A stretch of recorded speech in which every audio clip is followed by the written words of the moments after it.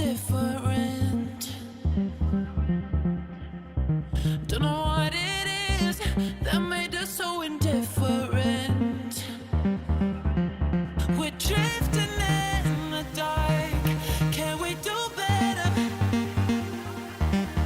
Wish I could rewind back to the start. Can we do better than this? Better. You got me high, then drop me low. You got there's something I can seem to let go.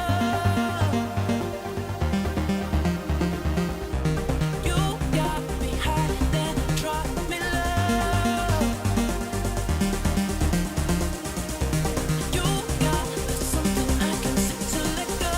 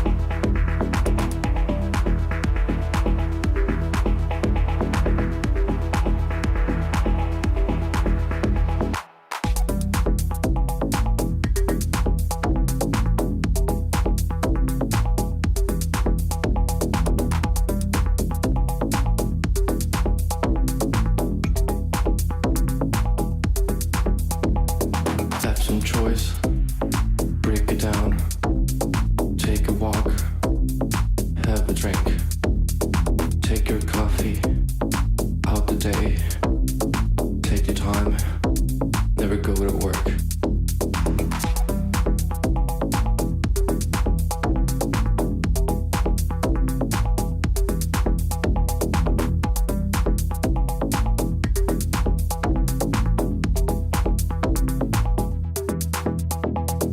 Have some choice, go to trips, peace is mine, break the bricks, monkey's time, half a days, spend the time, do your thing.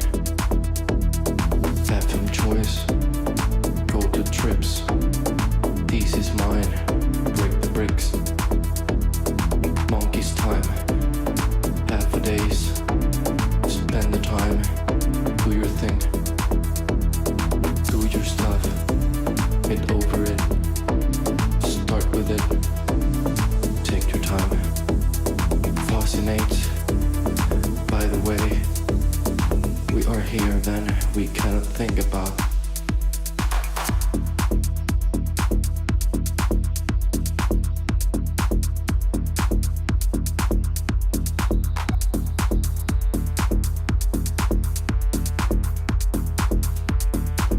We cannot think about.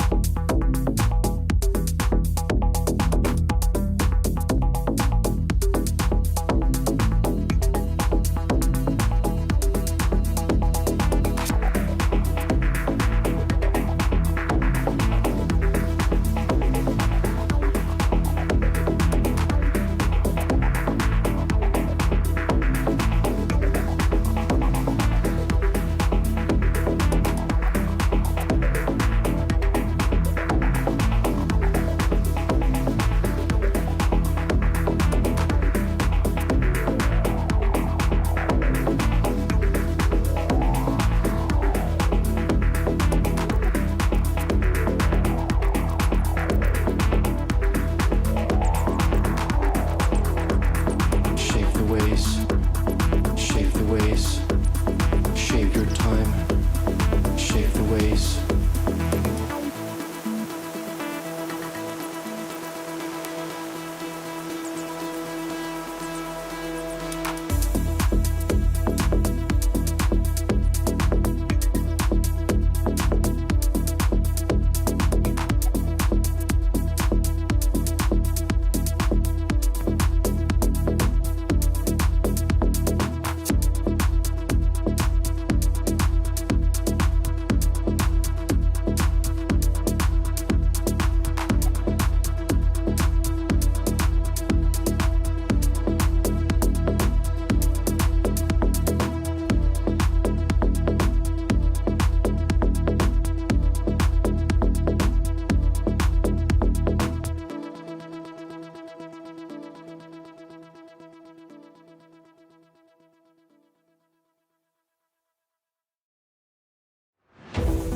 I just need a reason. I just need to know what's on your mind. Tell me what you need and you can call my name, I'll be around. Dum da da, dum dum da da, dum da da, dum dum da da, dum dum. The sky is falling. Dum dum da da, dum dum da da, dum da da, dum dum da da. That will keep you safe and sound. Dum da da, dum dum da da, dum da da, dum dum da da, dum dum. The sky is falling. Dum dum da da, dum dum da da, dum da da, dum dum da da. That will keep you safe and sound. Dum da da, dum dum da da, dum da da, dum dum da da, dum dum. The sky is falling. Dum dum da da, dum dum da da, dum da da, dum dum da da.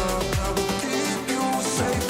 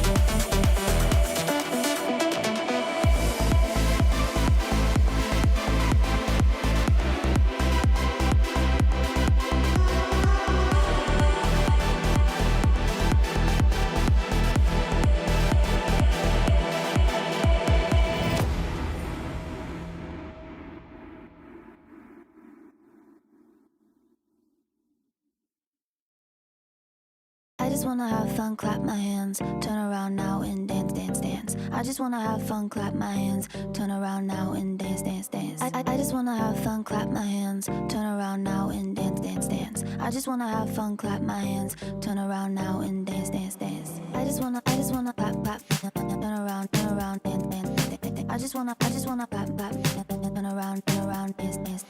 I just wanna clap, clap, turn around, dance, dance, dance. I just wanna clap, clap, turn around, dance, dance, dance. I just wanna have fun, turn around now, turn around now. I just wanna have fun, turn around now, turn around now. I just wanna turn around, dance, dance, dance. I just wanna turn around now. I just wanna have fun, turn around now. I just wanna now and turn around now, turn around now. I just wanna turn around, dance, dance, dance.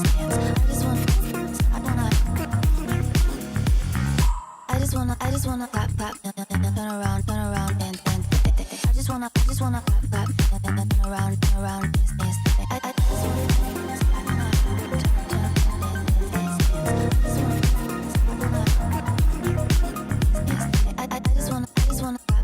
turn around, dance, dance. I just wanna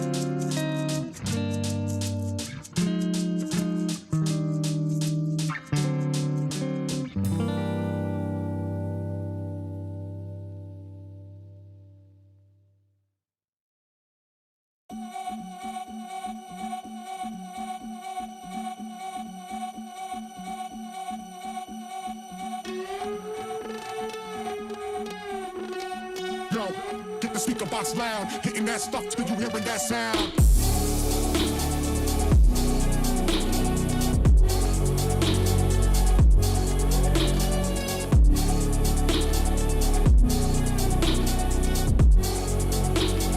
Hitting that stuff till you hearing that sound.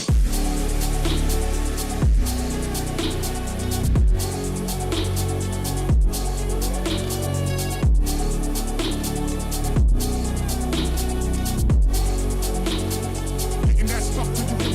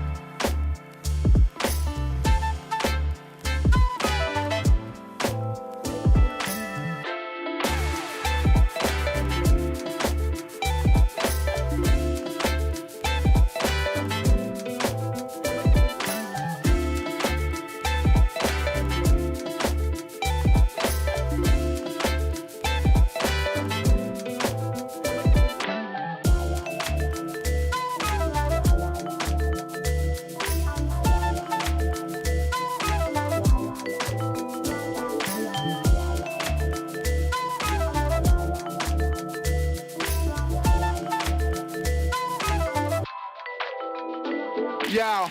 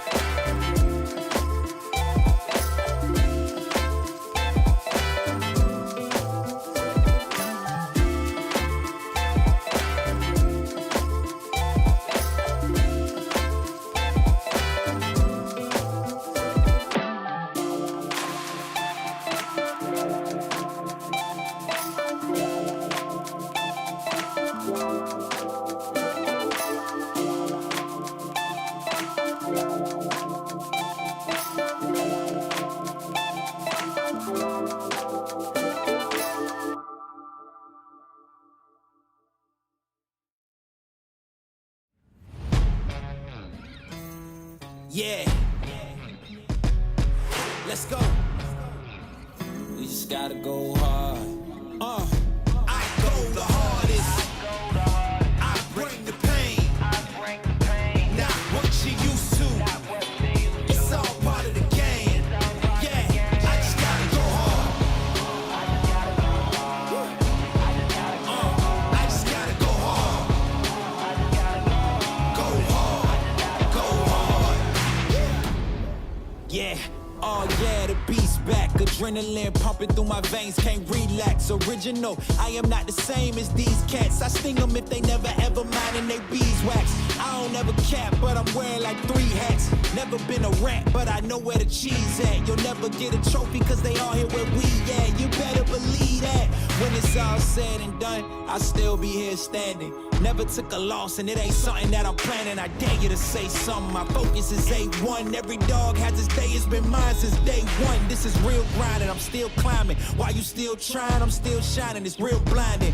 And I'm getting hotter too. Talking top 2, I'm not a 2. You let the pressure bother you when I do what I gotta do. Let's go hard. I just gotta go hard. Go hard. Go hard. They ain't coming close to me. Flow is on atomic, I'm starting fires through poetry. The hardest out, staying loyal, no falling out. And if you step into the court, be ready, we balling out. Yeah, the coldest of teens, they know what we bring, don't try us. They know in between, we go for these dreams in silence. Hard work, don't mistake it for magic. We been shooting in the gym, this is target and practice. Yeah. And I'm just getting started, get my feet wet. It's all in repetition, ain't a secret. All facts, all black dress code. Pay me my respect, collecting every debt. I go the hardest. I bring the pain. Not what you used to. It's all part of the game. Yeah, I just gotta go hard. I just gotta go hard. Go hard. Go hard. Go hard.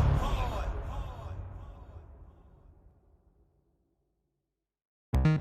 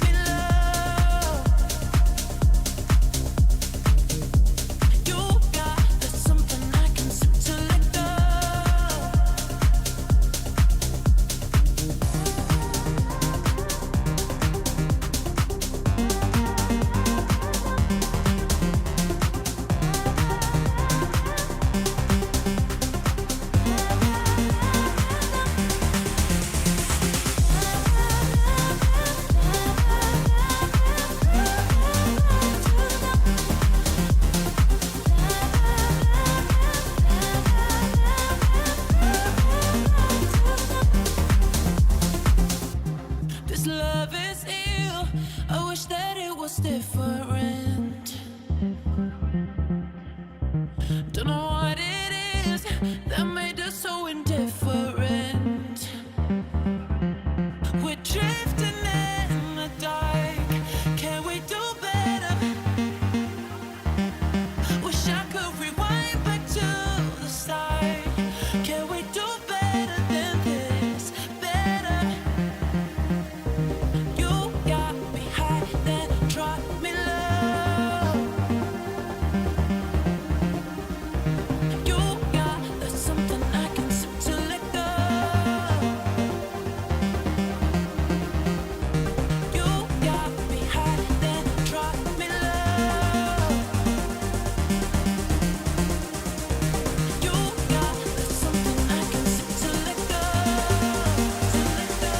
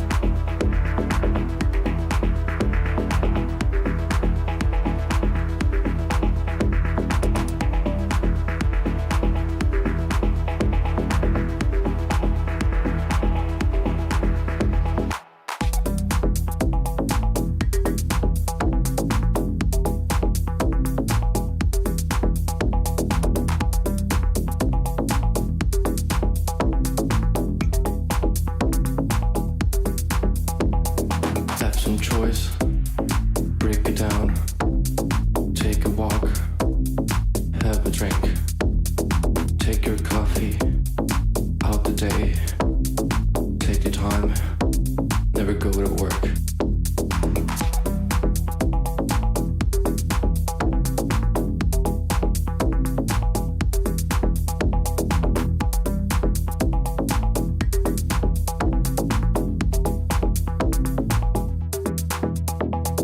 Have some choice, go to trips, peace is mine, break the bricks, monkey's time, half a days, spend the time, do your thing. Have some choice, go to trips, peace is mine, break the bricks, monkey's time, half a days, spend the time, do your thing, do your stuff, get over it, start with it, take your time, fascinate, by the way, we are here then we cannot think about.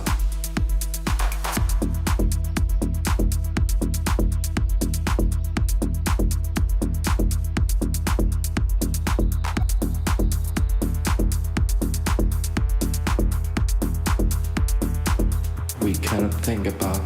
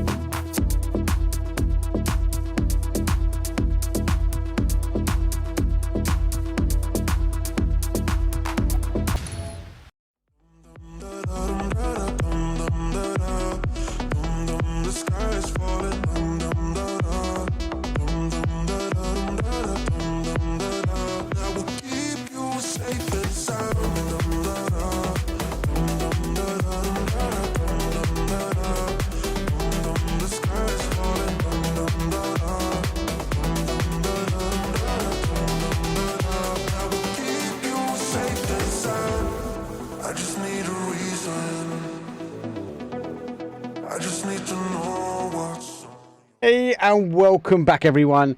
This is the, I suppose, the English cast. Should I say the English cast? We've got the Irishman here, though. So Kevlar, though, joined in yesterday. We've got the amazing Gibson cast that is going to be joining us for our 5 games this season. How are you? You're looking a little bit sneaky. You snuck in lastminute.com, Gibson, but I'm not going to say no when you want to join in. I snuck in last minute. I got a message from Elite about 25 minutes ago going, Gibson, are you free tonight by any chance? And I was like, I could be. What's on offer? And he says, PUBG. And I was like, I'm in. Don't ask no more. But man, I'm excited. It's good to get casting again. I've not done a cast in a week now, and I'm getting a little bit itchy. And looking at the leaderboard, it looks like we're going to have a pretty fun day. It has been a good day, number one. So for those that don't know and didn't tune in yesterday, this is the Dutch German Championship. It's the 2023 final. And let's have a look, actually, the teams that got here. So the teams on the board, as we follow, obviously, these are the ones that sort of qualified their way through. Now, for those that didn't see the stream yesterday, there was some good couple of games. Ascend, Gibson, super consistent, but they were unable to get a chicken dinner on the board. They got themselves in the top spot. We saw the great rotations. We saw a high level of kills, but they were unable to close the door. I think the first game for me, I think they were too eager. They overextended a little bit when it came down to getting it and actually put themselves in a position. Flipping Hedgehogs were the one that actually closed it out at the end of it, but not a good game. A couple of other facts, though, worth looking at, though. Sprout, good games for them. They obviously worked their way down. They had a good game 5, game 6. It's definitely a team that is more settled on a wrangle, but they had a couple of PUBG issues. They had to get a cheeky reinstall down, which forced the coach to play. But do you know what? They put some points on the board. It wasn't too bad. Most of the teams done really well. There was a good level of consistency, and that is why we see the leaderboard actually being pretty tight itself. So if I just bounce the leaderboard over so everyone can have a little cheeky look. Now, you can follow along yourself, guys and girls, by typing !Twire. That will take you to this leaderboard, and you'll be able to follow along with the rest of us, though. But we're trying to keep this leaderboard up to date, and apologies, yesterday we was unable to get the leaderboard live for you. But look, Gibson, look how close that leaderboard is, mate. There's not much really split in the teams. Yeah, I think the big thing that stands out for me is really the fact that 29 points is currently 11th place, 42 is a top. Like, realistically, that's a 13-point gap. That's one good game. Can see any of those teams elevated way up that leaderboard. Now, when I look at that leaderboard, the few things that stand out to me is, yes, Ascend, masters of consistency. I think they've got, they're one of those teams where the floor is really low or really high. You know, they've got a really high floor, so you expect them to be up at the top of a league like this. Sprout are the team I'm going to be keeping an eye on, because a couple of years ago when I got into casting first, a player called Jacob was playing for Sprout, and he's a player that I love watching, and I know that if he's about today, he's going to put up big numbers. Big surprise for me, though, probably Vuptrox and Snowguard Dragons being down in 14th and 15th place. They're pretty good sides in their own right, so to me, I think that they're going to be really disappointed, and they're going to have to start today with a bit of a bang. Yeah, I think Vuptrox will be one of the teams that came away yesterday with a disappointing outcome. That you would looked at that team. We know the team. We see them in the rotation. We're coming in the EMEA region. They put it in the scrims. They put it in the major league as well. But actually coming out with only 14 points. I think Kevlar, you just put it in chat. For those that will now clock, we are live on chat. So as you type, we can read, we can see. It's not like we've got a 10-minute delay there. But Vuptrox, I think the team that will be disappointed the most.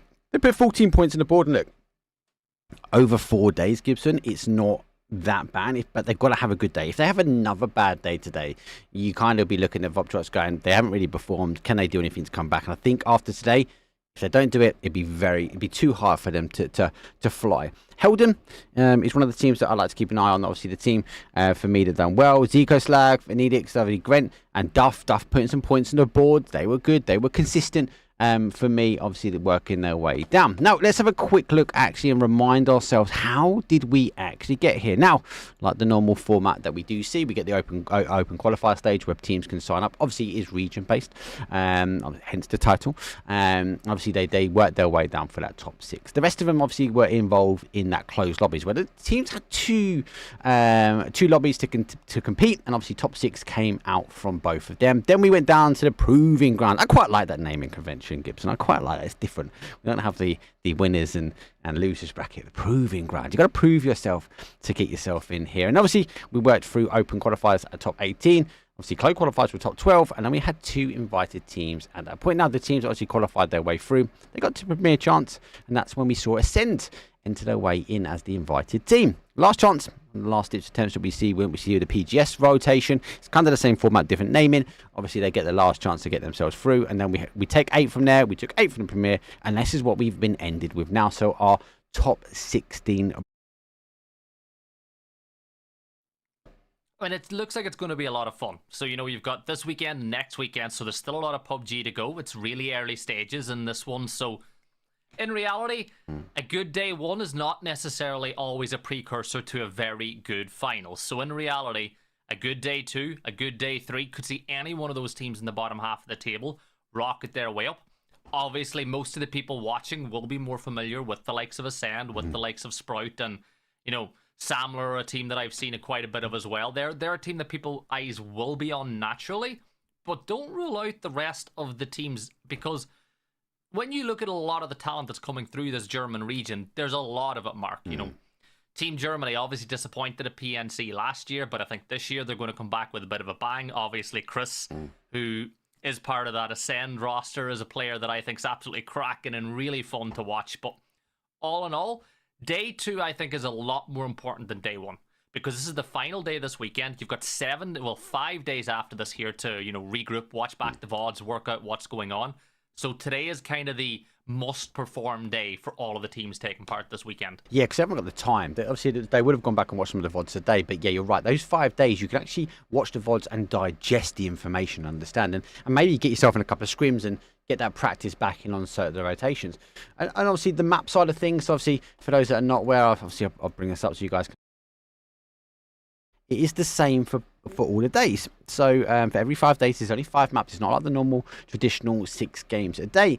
But we've got 2 Miramars, 1 Tego, and then obviously we close up on those Erangel, so to speak, though, at the very, very end. And with only 1 chance to prove yourself on Tego, actually, it's one of those maps that some of these teams that actually really sort of came to life, I feel, with. I think some of the teams would be disappointed on that. Miramar was kind of, they know what they need to do. They got the timings right, Gibson, but they couldn't quite execute. And more importantly, PUBG done PUBG things. We've seen a couple of crazy zones, especially with the recent update. The zones are not going the same way I think most of these teams would favour them to. Yeah, well, look, when you think about it, people like what they're, familiar with. Familiarity breeds confidence, Mark. And let's be real, Erangel and Miramar are the 2 maps that these players are going to know inside and out. Tego has still got its teething problems. I came into it, I wasn't a fan of Tego. You know this, we had conversations. Yeah. I thought Vikendi was a better map, but the more I've watched Tego and the more I've seen teams evolve their play style and get into those standard rotation patterns that all the other maps have, it's growing on me. It's 100% growing on me. But again, how much are these teams going to be able to maximize their ability on Tego if all of these tournaments were only ever getting 1 a day? We saw it in PGS, we saw it, even in the event you did before with the rotation. Yeah. It was 1 Tego a day, right? So it's not giving a lot of these teams a lot of practice on the map. Even scrims is usually 1 Tego a night, so they're not getting the same impact on those maps that they would on Erangel and Miramar. Yeah, I think you're right, and this is why I think the scrims have changed recently. We're seeing that now 2-2-2 style split, but that's only recently coming. I think Vikendi's coming though. I think you're going to get your little piece of the cake. I'll be interested to see how that not just impacts the teams, but how does that affect our rotation when it comes down to the maps? Because if you do eventually go to a 2-2-2 split, will one of them be Tego and one of them be Vikendi? That means, again, you're not going to really be getting the time executing on these maps as best as you can. And then you got to look at the scrims. How do these teams practice? You can't then take our 6 to 8 and do a 2-2-2-2 across the maps. They've got to be a little bit give and take. So I'd expect their scrims to be able to maybe do one day where we see Tego, one day where we see that Vikendi. We're just waiting for the last bit of the lobby now to get ready. Actually, I'll get to the wonderful look. Bing Esports is the production team behind things, and lucky enough, we're getting some more of those player cams. I've got to love it. These guys are constantly trying to push the boundaries of what you guys and girls see out there. So I can see them setting up the cameras for Ascend, and I can see Ascend are technically getting ready in the background. I actually kind of like this Gibson because I get a little look behind the scenes. It looks like it's Chris has got. Looks like he's eating his breakfast. before he's getting ready for some chicken dinner. Breakfast. It's 7:15 p.m. for him. It's definitely not breakfast there, Mark. But I have a question because you can see everybody's cameras right now. I can't. I've only got yours. What is that? What is the pink thing back? Is that an aircon unit or this? Do tell me what this is. This is what is this it? Got to do a kickflip, mate. This is my. That's the PUBG skateboard. This is my PUBG skateboard, Yeah. baby. I need to put some wheels on it though, mate. I'm actually tempted though to wall mount this, but I'm looking. I've been told I can buy wall mount brackets. Have you got one of these? Because you're a PUBG partner as well. I think people forget this. I didn't get it. I'm in the Irish partner. Like they just looked at me and says, "You get the hoodie. That's all you're getting is the hoodie." I'd say what we should do though. When I'm coming back to Ireland, I'm going to bring this over with me to Ireland, and you can have it for half a year, and I'll come back to Ireland and see my deal, and I'll take it back for another half of the year. And whenever all my viewers start seeing me with scrapes on my arms and bumps and bruises, I'm like it's Mark's fault.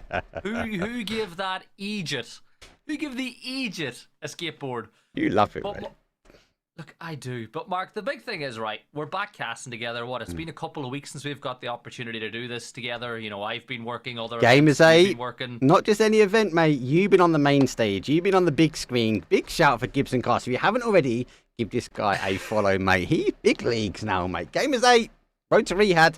I think that saying came from you, if I remember right. Last year, whenever I was working another title, I kind of came up with that, and it's kind of stuck. So I'm a big fan. But with that, you know, PNC coming up. Obviously, the PGS finals are coming up as well. I think we'll look at Germany in particular because this is one of their regions. What do you think the future for German PUBG holds? Because again, there is a lot of talent coming through the region, and again, we all know it's Chris. But can I just bring the conversation back to Jacob from Sprout? That guy is nuts. Mechanically, he is so good. And I think maybe the one problem with Jacob is that he's mechanically maybe too good and too overconfident sometimes, and he takes on gunfights that, you know, other players mightn't. But Jacob is one that I think the viewers at home tonight should 100% be watching. And, you know, you look at the table, Mark, Sprout are only 5 points off top. And you know, you look at one thing there, 5th place. Yeah, that's only 5 points. Do you know what, Sprout, especially in the last 2 games, done really, really well. They were disappointed. Game number 5, they got 2nd place. They had that hold. They couldn't quite close it down as best they could do. And obviously that final game was, I'm going to say, crucial for them. They got that chicken dinner. But it was good to see them both in that 1-2 position. Yeah, they didn't quite get the chicken dinner on game number 4, but game number 5 they was able to put on the board, which meant them they kind of really elevated their way through. If I was to summarize their sort of game 1 to 3 Gibson, I think it was kind of a write-off. They clearly had some connection issues, which resulted in them reinstalling PUBG. They couldn't reinstall PUBG in time, so they had to pull their coach in. So lucky enough, the coach obviously did get themselves in and obviously make the call, make the play, and that they kind of scraped their way through. But Game 4, Game 5 for me was definitely the better games for them. They're able to get points on the board, but more importantly, they got to the chicken dinner stages of it and able to close out on the last day. So Sprout is definitely one to watch for everyone else there. Some have been more consistent than everyone. I don't know if you had the opportunity to go look at the leaderboard. They've actually put 19 points on the board when it comes from a placement segment. They've actually not put the high amount of kills compared to the Ascends, but you'd expect that level of kills from Ascend. But actually, if we was to break everything down from just a placement, Samla is one of the stronger teams when it comes down to actually being consistently in those top 8 at the very, very end. Well, both them and Bad Influence, and, you know, you can wrangle Sprout in there as well with 19, 18, and 17 placement points between them. Again, 5 maps in. Would you argue that 19 placement points is a lot after 5 maps? A lot of people would say not so much. You know, no. If you're consistently getting inside that top 4, you're going to get consistently a lot more points. So, as you can kind of see by the spread, it really is mixed between this lobby. Like, as you go all the way down to 9th place, everybody's in double digits for placement points. So it goes to show that every time we get inside that top 8, it's a completely different 8 that we have in the mix. And again, that'll change over the course of today, next Saturday, next Sunday. The more this lobby plays together, the more likely it is that you'll start seeing more consistent teams in the top 8 as they get used to each other's rotation patterns and what way they're going to make their way into the zones. Yeah, it's all about that time. It is all about that time, and as we always say. Look, obviously, we've had a little bit enough of a waffle. If you guys do need to know anything, obviously, more importantly, it is live. We are live. We can talk to you. We can interact with you live in chat. Our feed is delayed, so no sneaky looks behind the scenes for us. But it does mean that we are eventually time to kick off this evening. As I mentioned before, though, we've only got best of 5 this evening, but this is day number 2. So technically, we are kicking off on game number 6 this evening. We're going across to the sandy shores of Miramar, where we do a back-to-back Miramar. And obviously, to remind you guys, we'll have one Tego, and then we'll close the day off back with our wonderful green, luscious shores that is called Erangel. Teams all set. Teams being checked down, as we did have a slight technical blip as one of the teams did DC.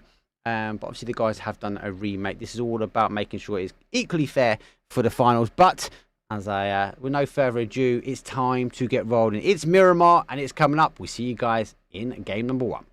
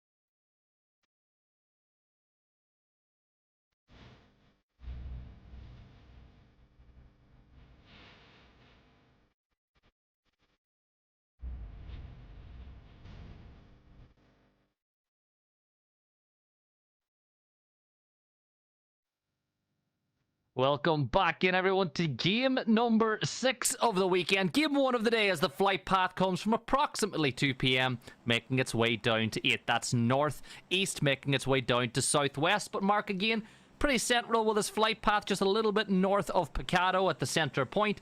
Most of these players will be pretty happy with this one. Yeah, good flight path. We actually saw 2 really good flight paths for Miramar yesterday. But with this northeast down towards that southwest, right across the middle, Miramar being the bigger map, we'd see the split. The only bit we need to think about is because the zone doesn't always now go on the flight path, but with it going through the middle, it's not going to be that far, right? Never too far. You know, the best thing is, again, a lot of these players should be able to drop in their standard spots as well. You know, I'm looking to see maybe if there's any early points of contention. Not really looking like it at this point, but again, things can change pretty quickly in a game of PUBG. The only thing I will say is, the teams that are taking that gamble way down to the south, you know, you look at Sprout making the way to Los Leones, you look at NIP as well, they're going to Chimacera. If this one goes up to the north, they could find themselves a little bit on the outside looking in, but again, we'll know pretty soon. Yeah, we've got, 5 seconds to go before we see that. Most teams now dropping themselves down. A couple taking the cars, going for that rotation a little bit further away. And zone's a little bit late on that flight path. So those teams which we thought might be a little bit further down on that south side find themselves cresting in on the zone. Death Valleys, it is. Game number 1 is going to be a battle of high. Anyone that ducks in low down will be not too bad. But this is a Sens drop zone. All eyes will be on the team that everyone thinks will be getting the chicken dinner, taking the money away. Let's see if they can, 1, get looted, but 2, consolidate themselves down to the position they want to take on the later zone. Yeah, and this is it, as you said, Ascend currently sitting in 2nd place, but they're level. The only difference between them and Samler, of course, is the placement points, which is your tiebreaker. Your first tiebreaker, anyway, whenever you look at the mix. Leviathan here sitting at the bottom of the table as well. And is that the one and only O'Connell that I know from No Tag? And if I see O'Connell on a team that's on the bottom of the leaderboard, something has gone really, really wrong. Because he, again, is a player that I have a lot of love for. I love watching games that he's involved with. I think they just got caught, if I'm honest with you. They were not caught going to zone all the time, but they found themselves in compounds where they weren't able to get the points, and then they had teams crashing around them. And when the zone shifted away, that's when we saw LV eventually fall down. The only stuff they've got on the board so far is actually kills, and that was only subject to 3, so it really shows that sometimes when you centralise zone, Gibson, yeah, you're looking good, but you're not getting the kills. And like Death Valley, if these teams stay up high and you find yourself low down in the valley, you haven't got anyone really to shoot at. You can maybe try and farm some damage, but damage doesn't get you points on the leaderboard. Yeah, well, you know what a Leviathan is, don't you, Mark? No. Isn't it a dragon? So the Leviathan is a sea snake, a mythical sea snake from the depths of the ocean. And, well, they're living up to the name a little bit at the depths of the leaderboard. Dare I get myself in a bit of trouble saying that? You gotta love it, Gibson Cast. You gotta love it. What time did you try to Google that? Was that just now? Trying to find figure out what the name was? Or did you prep that earlier, waiting for me to send you a message to come in? For a stream? My YouTube, right? My late night YouTube playlist goes to some strange places every once in a while, and some of those places are about mythical creatures. But Mark, tell me, what is this telling us about bad influence on the side of the screen right now? Unfortunately, my German is beyond rusty. We need to work on that one. We need to Google Translate over. I'd let production know. Thanks for sending that over to us, but give us a bit more of a dirty feed when it comes down to these things. But massive shout. Production yesterday were on point. They're such a good team. The camera work was really good. We kept up with all the fights. I can't complain from a caster point of view when you get centre feed. It's one of those. Both me and you have been on the receiving end of bad observing, and yesterday it wasn't that bad at all. Anytime I run a broadcast by myself, the viewers have to deal with bad observance, so this is always a bonus. We're watching Jens now as he sits on top of Chimasera, spots out the bolt in the distance, but is unable to do any real damage and falls back into cover. But pretty lucky, Mark, because that was a canine looking his way, and if that had hit his head instead of his chest, well, Jens would have been down, and it's just bought enough time for him to just get back up the hill and join the rest of his team. JG, good team. They were always in the kill feed yesterday. They were trying to farm as much as they could. They didn't want to ever sit tight. They were happy to go make pushes when they needed to. I don't think the result ended, and they are mid-table. For those that don't know, you can type ! twice if you just joined in, or leaderboard bracket, etc. into chat. They will bring it up. But they didn't. They were farming the kills. They just couldn't get to the placement section. That was the main thing. So I'd be interested to see if that was a takeaway for them. They are disengaging from that fight now, so it looks like they are looking to try and play the later fight. But we are seeing a crap though pull right beside Bin, and the initial shots though come through, and there goes a quick shot and a cheeky run over. I believe that is our first kill of game number 1. Yeah, getting that first one on the board, the first point of the day, is always a good one for the team's confidence, so they'll be pretty happy they were able to pick up that. But again, run that rotation phase, so we're watching the flipping hedgehogs. They're going to hope that they don't live up to their names as they go through the dusty dunes of the desert, rocking up on Chimasera here as well. Looking down the hill, they'll see the rotate from NIP as well. Every time I see NIP, which is never a problem, for me I get confused because there's a pretty big org, Mark, global esports org that go by NIP as well. It's the return, mate. It's the return. So everyone kept on saying in chat. We'll have to wait and see. Most teams give or take in as we get the opportunity now to look back at the map. Though our Dragons rotate round and they're going to take that west road down, but they do have obviously teams already descending down that west side though. BFD, got a bit of a longer rotation, but they haven't got the emergency pickup. It looks like Samler have, as they are pretty tight there. Going to be waiting. It's either that, well, they're all stacking up in one car, but El Hazard doesn't normally only have the one vehicle. So with a team that close together, normally means one thing for me, and that is going to be an emergency pickup and a nice rotation in for them into zone. Yeah, we've got first minute just making their way into zone here as well as they come close to Los Leones. And here comes the rotate from Samler as they will drop themselves in on top of these compounds on the hill as well. This is a compound, Mark, you and I have casted many a gunfight in the past as Jacob now from Entropy. And I apologize, the last time I casted Jacob, he was on the Sprout roster. It was a few weeks back, so I don't know if he was subbing for Sprout at the time, back with his old team, but I see he's on the side of Entropy this time around, and again, a player that I love keeping an eye on. And definitely, it's Entropy, not Entropic. I will say that. There's a few people saying I've got a typo in chat. No, it's not me. That is the correct name and the correct team. But yeah, generally a great player. There's a couple of players that are out of region. I think the rule set was they can have one.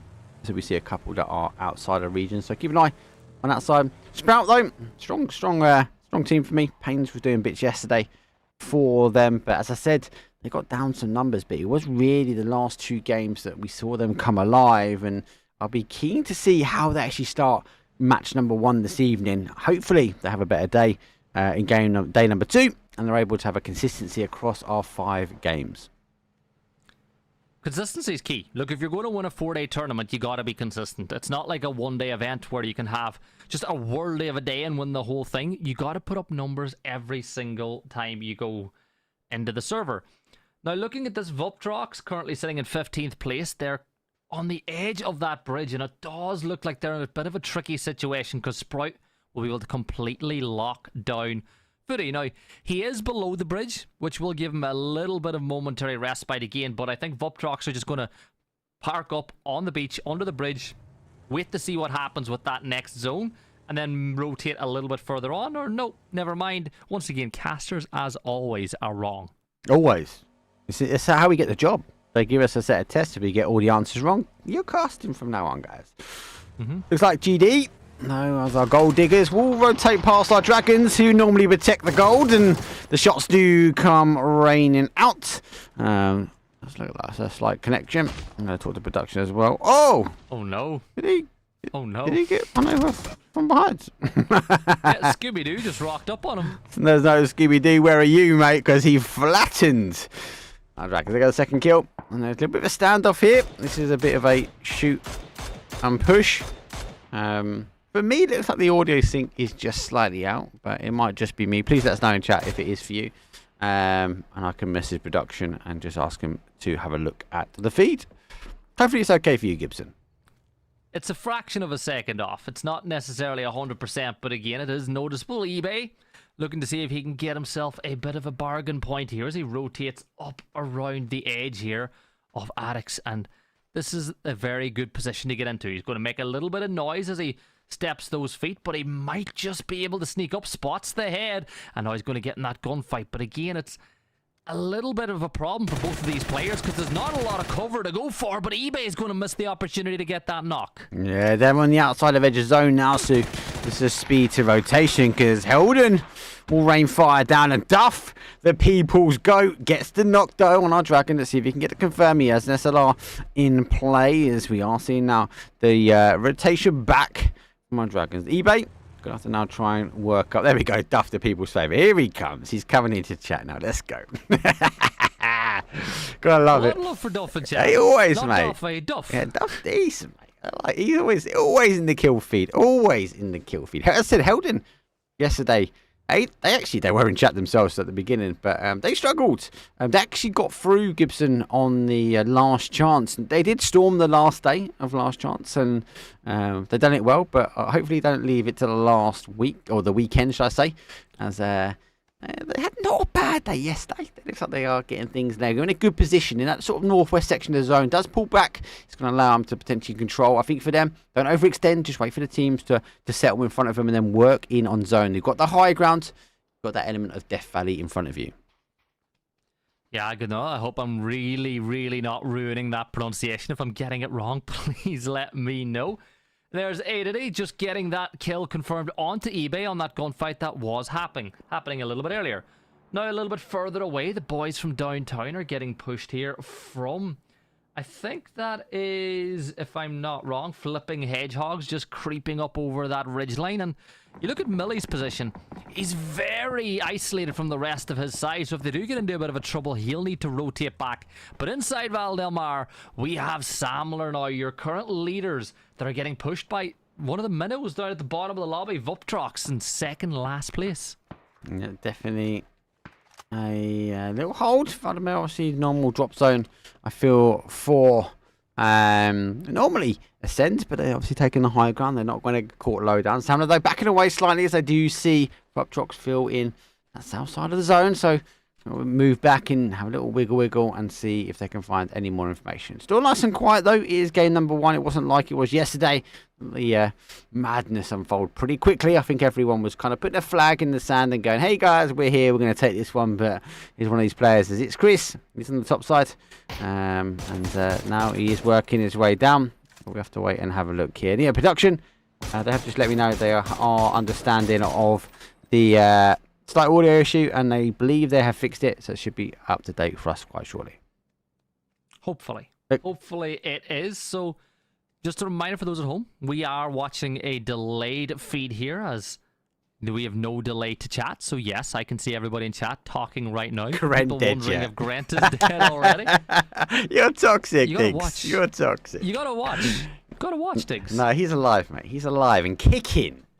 Helden hold that northwest side, mate. They're doing all right. Don't be giving our Helden team a bit of hate. I think they could be good for this. Strong games, hopefully, today.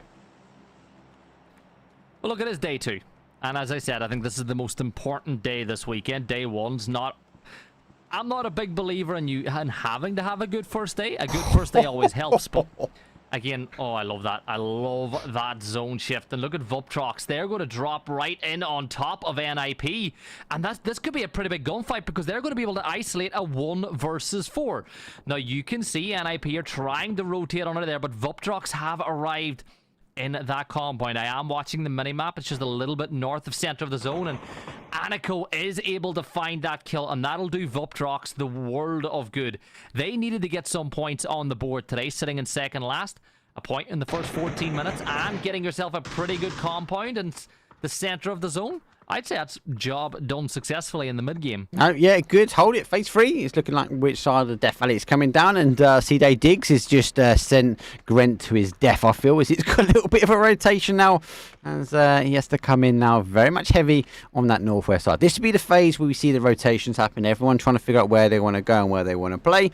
Not everyone's going to get the spots they want, which means they're going to have to work their way down. Bin, P90 in hand, Helden. Grant a little bit further back, though. We are seeing that P90, such a dangerous gun to hold, and they're a little bit low down, so hopefully they'll be able to get themselves out and not hold. But we have seen this compound actually end a few times, Gibson, as it does recall back to this north side, but it had influence, so I just wouldn't be holding them myself personally. Yeah, but again, with 16 teams still alive, you got to hold somewhere in Phase 3. There's not that many opportunities. Jens with a chance to get a knock here onto the flipping Hedgehogs, but here comes Doffy and the rest of Minute. Now, the issue is he's all by himself. He's dropped right into the heart of the action, right in the mix, and if any of these sides push, he's in a bit of trouble. He does get the knock onto Jens, though, and now Wokes is the last player standing for NIP. Now, the question is, can he push to get some pressure? Oh, my Skip days. arrives in the scene as well as, oh my god, Crystalops and Lipsy are trying to fight back hard. Justice now. Last one standing for FM. He's got Doffy off in the distance, but Justice, he's going to get one, gets traded back the other way. And just like that, first minute, they've been torn apart up on top of the hills, and Doffy can do nothing about it. Doffy be screaming, why did you not reload? You could have held. I'm one man pushing this one, but now he's the remainer. He's got a different team to fight, but he knows there are team. They'll be able to get the res though, flipping Hedgehogs, and there's only one kill confirmed as he denied that information out.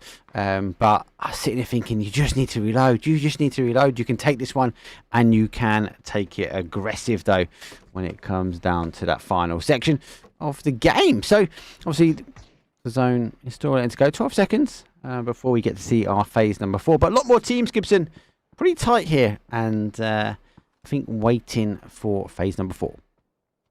Yeah, phase 4 is going to pop in about 2 seconds. There you go, and it goes back to this compound. So, yes, Doffy, last player alive for first minute, but's got himself in a pretty good position. Compound just a little bit north of Brax there to that church building as well. That'll be a good position for him to rock up on into if Ascend want to get a foothold inside a compound in the zone. Again, you look at the zone. This is a terrain circle that we got going right now. You've got one compound that's being shared by essentially 2-3 teams. You've got the church building.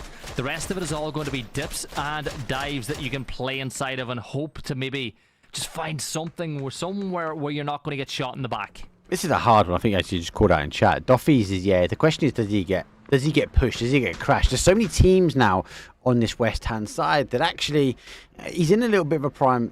The only thing that might go in his favour, there's so much gun action and so much gunplay between them and the compounds we do see. Obviously, the boys now pushing themselves down as well, and as you saw them on the camera, maybe that'd be enough to stop Duffy's getting crashed in as you'd expect, though. Ascend, and a little sneaky, gets Christo further back, but it is Packy, though, with the laser shots, though, from the SLR does put him down. As our Crump team now need to figure out what they want to do. They are sharing with Ascend here. There's a quick kill confirmed. 2 remain for KAG. And they are going to have to try and hunker down for the rest of the teams, but a lot more freedom of movement in this side. But I personally want to be closed in by Ascend as a team. Dare I say Krampfader Geschwader? Yeah, I think you got it right. I stayed with Cramp because I'm from Essex and my little twangy accent might swing it out back a little bit, but I think that's right. Yeah, we'll go for it. Party gets himself a kill confirmed. The Snowguard get another one on, but they're going to get eliminated on the other side as Wokes is able to pick up Xerath as 3 different teams are able to take them apart. Now down by this compound. Doffy still in a good spot, but now we have BFD crashing on an NIP now with Wokes, last player standing once more. He is on the outside looking in, but the problem is you've got all those angry guns looking your way. Wokes, do you stay and do you fight? Well, Durrani will send them back to the lobby. Down go NIP. And we see Nedex wiped out as well. Leviathan trying to make their way into the zone as Braxco here is putting a lot of work into them. And O'Connell needs to be careful on the bike. Gets the AUG out, 3x spray. But as you can see, he's going to get himself one. O'Connell gets on out, but there's Bjorner. Bjornter getting that knock back the other way. Getting a little bit of time for Leviathan to maybe get the res and push on in. But this is a big fight for the southern side of the zone. Crucial knock though that happened from LV, really. So really stopped the punishment from Ascent. Held in. So they kept on losing zone. They found themselves now teeing up with Voptrox, who were at centralized zone. Duff, Gwent, no, the final 2. They have lost 2 clearly on this push in. But they are holding on to pretty much a sliver of the high ground, and there we go. It's now gone. They got to go through our Voptrox scene, but they got so many more teams out this west hand side, and more importantly, they've got to rotate their way down in towards zone, and there isn't that much cover now on this west hand side. Not a lot to play with at all. Duff now from Heldon's pushing in. Grant is going to get knocked by Aniko, and Duff's got himself in a tricky situation. Stun Ray is being thrown, but it's going to be a little too late, and Aniko is able to get himself a double. Heldon go out in 13th place. 12 teams left alive now, as Ascend look like they're going to try to get rid of Cramp now as well. Well, they've got to get rid of them quite quickly. We've still got 12 teams up, Gibson, so with 34 players left alive. Yes, Ascend have had a little bit of freedom of movement, so to speak, on this south side, but it's only a matter of time before, as we can see, LV, they are trying to climb up, because teams on this west-hand side might be looking at the other mountains going, there's not as much noise over there. Maybe we should go for a little bit of a wider rotation. So, Ascend, I think, be eager to try and get rid of our final team here, but it is a timing situation, as we are seeing a little sneaky up and over, as he's trying to generate as many algos as he can. And now he picks up EYG, rotating themselves down. And now those teams which I'm worried about is Mikado. I think he's trying to bait, telling me that they haven't got the information. They don't know exactly where these players are. Yeah, and the more noise they make, the more of a bit of interest Leviathan are going to send this way as well, as Bravio drops a pretty good nade in, but here comes Samler, your lobby leaders as well. If I were Leviathan, I would keep my nose out of trouble now. Let these teams battle it out on top of the hill, and then come in like a brush and sweep up whatever's left. Chris will peek over the ridgeline again, but look at Crystal Ops now. Revolver Roko is going to peek on over. Lipsia manages to find one, tries to get himself a second one as he dances around, but there's Likes able to take down Crystal Ops. Lipsia will fall as well, and that is the flipping Hedgehogs eliminated by bad influence down in the dip, but they're going to get eliminated pretty quickly afterwards, as that'll be boys from downtown cleaning it up. And well, following them right out the back door is Cramp as well, as Chris will be able to pick up that kill, and Leviathan, like we expected, just kept their nose out of trouble. Yeah, they're keeping low. They've got that little bit of ridge, a little bit of mountain to try and hold, and they get the descent now. EYG, they take the nades over the top here, as I'm not seeing Blue Zone, they perfectly over the top of a dead player though. Looks like their final player is going to dodge, duck, and dive. As actually isn't. They've got 2 remaining. They are split then. So to try and lay low. Trying to get back to his player though, but LV sit a bit further up. Ascend, they are clear from the fight. That means they are now going to start getting involved and listening around for the shots that are in their region. It's not going to be much more time. This is what we saw from yesterday, Gibson. We saw it yesterday. They clear their area, they clear their zone, and then they start trying to go to work when it comes down to farming kills. Yeah, it works. It's a pretty successful tactic a lot of the time. Now the zone has shifted again, and Ascend find themselves in one of the only compounds left. We're inside the placement points as well, as When you get in 8th place, 1 point, 1 point for 7th, and then every single placement point after that, or every single placement after that adds 1 more point, except for 1st, which gets a 4-point differential. 6 points for 2nd, 10 for 1st, as Carlo will get taken down by Captain Lurchy. And you can just see Sprout. Haywen, the last player left alive, he's going to just play in his position, and well, I think for boys from downtown, they're in a pretty tricky spot here as well, because look at how far away that zone is from Millie. So hard to rotate around this zone. It'll be great to a lot of these teams. BFD, our boys from downtown. Initial shots, though, do come up, but our Voltrox team store remains in. They do lurk on the other side. But two of them remain. They are really split. Lucky enough for them, they do have players in. But it is all about this high ground. This south, I suppose the southeast, is when they get clear, they're going to be able to punish a lot more teams down on this lower ridge. Colo, surely going to go back and pick up his shield, reposition it. And the player that actually done really well for JG yesterday was definitely one of these players always remaining on the outside. He's put 2 kills on the board already. Definitely, JG on this east-hand side, Gibson, have got so much more height advantage than the rest of the lobby. Yeah, and that can give them so much intel as well. It's a lot of cover as well. You can see Millie's days are a little bit numbered here on the edge of the zone. The blue doing quite a bit of damage as phase 6 comes on through. Another couple of taps from the SKS. That'll do no favours whatsoever. And well, Millie will go down to the blue. No point for Ante, but might be able to spot him out now. And he does. There's the shots coming through. Ante gets the kill. That's another one on the board for JG. 6 kills for them, Mark, inside the top 8. They're guaranteed 7 points in a minimum now. Yeah, good game for them. Good game. And definitely, as I said, the team was quite relatively consistent yesterday. Definitely in the kill feed. They're just unable to close out those placement points. Looks like they've gone away and had a little think about it. Much more. It feels more controlled, especially if they've got the high ground. They're able to shoot down, punish. But good to see they've got those deployable shields. A new set of util we are seeing coming into the esports arena. And it's being used effectively here for them, though. You saw it covering their back, and now going to be focusing on covering down. But BFD, in a bit of a bad spot, and it'll be a one-on-one. I don't even know if he knows if Uptrox is his neighbour. Yeah, well, it's one of those positions where I think they probably do know each other are there, but they don't want to get into a gunfight, because the minute you pop up at each other, all these other teams that are just staring down the ridge line are going to get involved. Vorax will get sprayed down by Carlo, who looks to drop that nade right onto the position. It bounces, it rolls, and that is perfect. As Slevin is actually going to get stolen away by Jay. So Jay is able to pick that one up, as now we're down to 17 players left alive as the blue zone is getting ready to pop once more. Down go BFD, and that zone shift, well, that has done Entropy and Ascend the world of good. Now I'm looking at Leviathan, Mark, JG, Sprout, Voltrox, all those sides now with a tough path into the zone. Well, yeah, it's really only Ascend that kind of holding. EYG got a different section, but Ascend actually have got a wicked line of sight. As they will come further down on this west-hand side, they will be exposed, and I suppose our JG will be able to try and push them around. They're going to push them into the line of sight, though, of Ascend.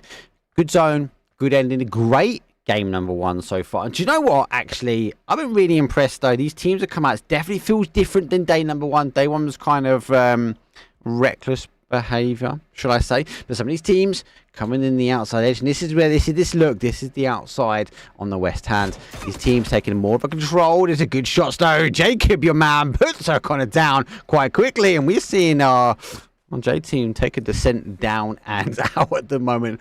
They've got to get it. Clearly, the parachute didn't deploy correctly. Maybe you need to use a reserve parachute next time over. Yeah, it's just, you got to open the parachute at the right time, Mark. But here comes Ascend. They're going to look to clean this one up. Easy peasy. Mike is going to get one. There's Jacob getting a knock on the Slevin, but Ascend clear out Leviathan. They go down in 7th place. But again, they've already got a couple more points on the board than they got the whole of yesterday.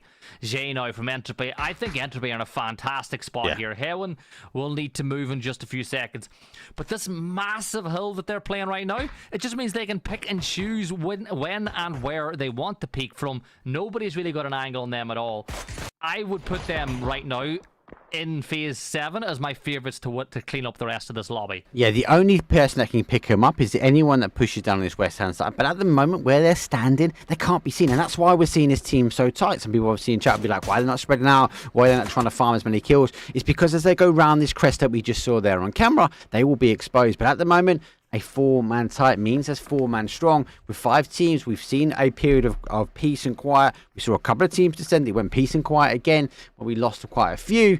Then after, we remain in our top 5, about to go for our top 4, as our JG team have to descend off their hillside on the east. But unfortunately for them, this flat plateau is going to punish them when it comes down to heads.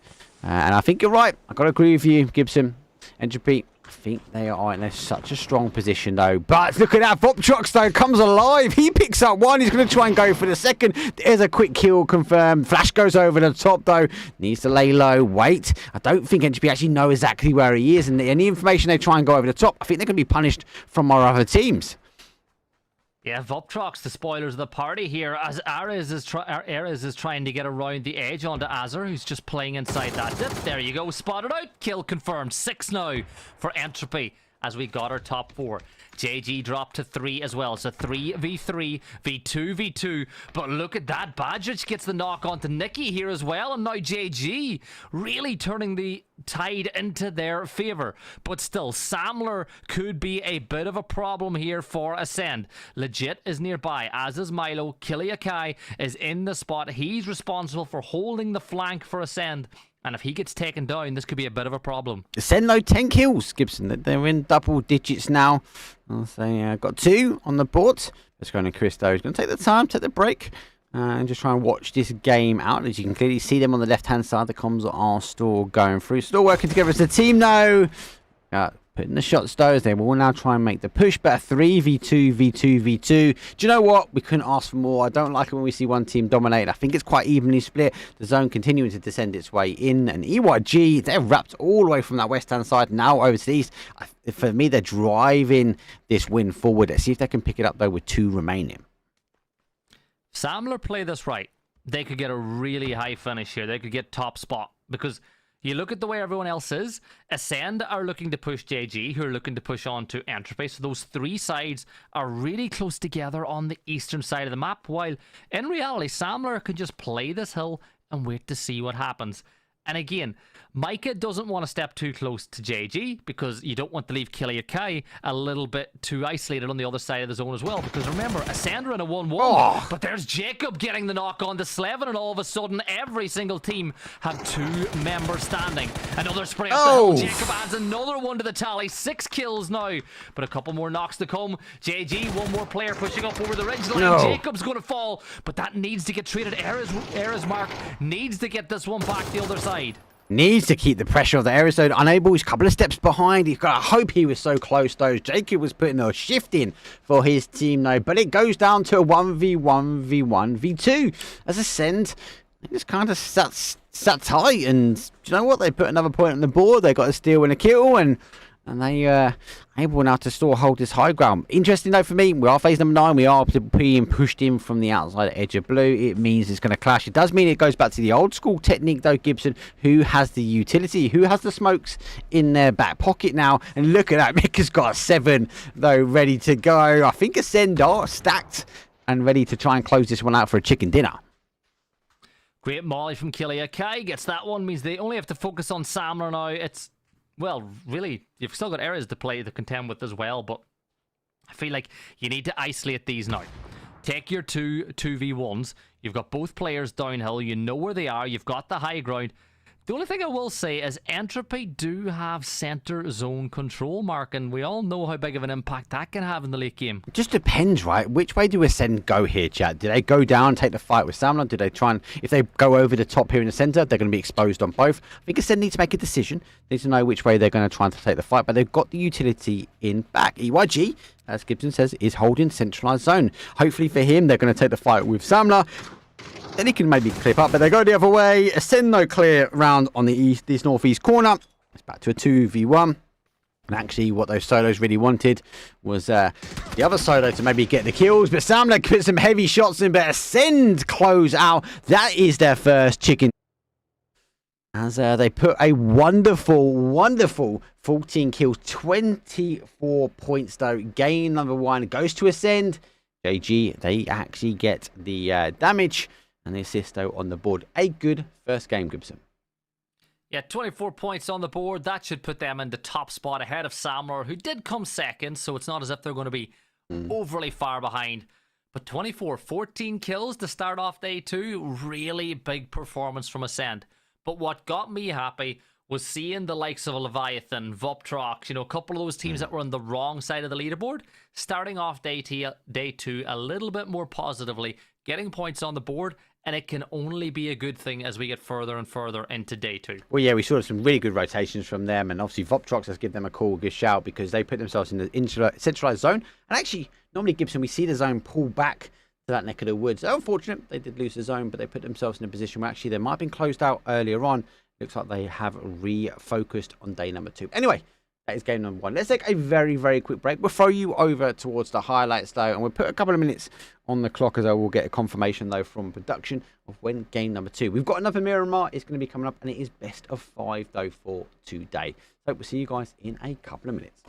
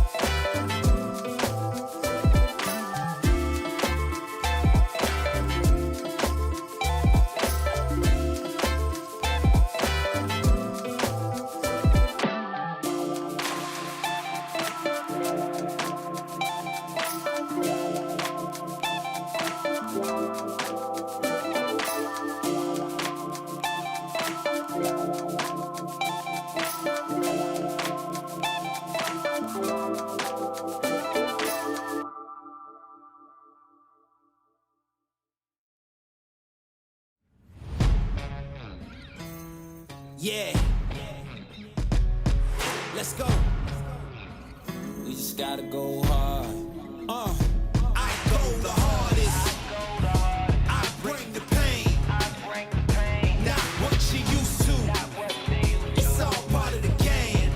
Yeah, I just gotta go hard.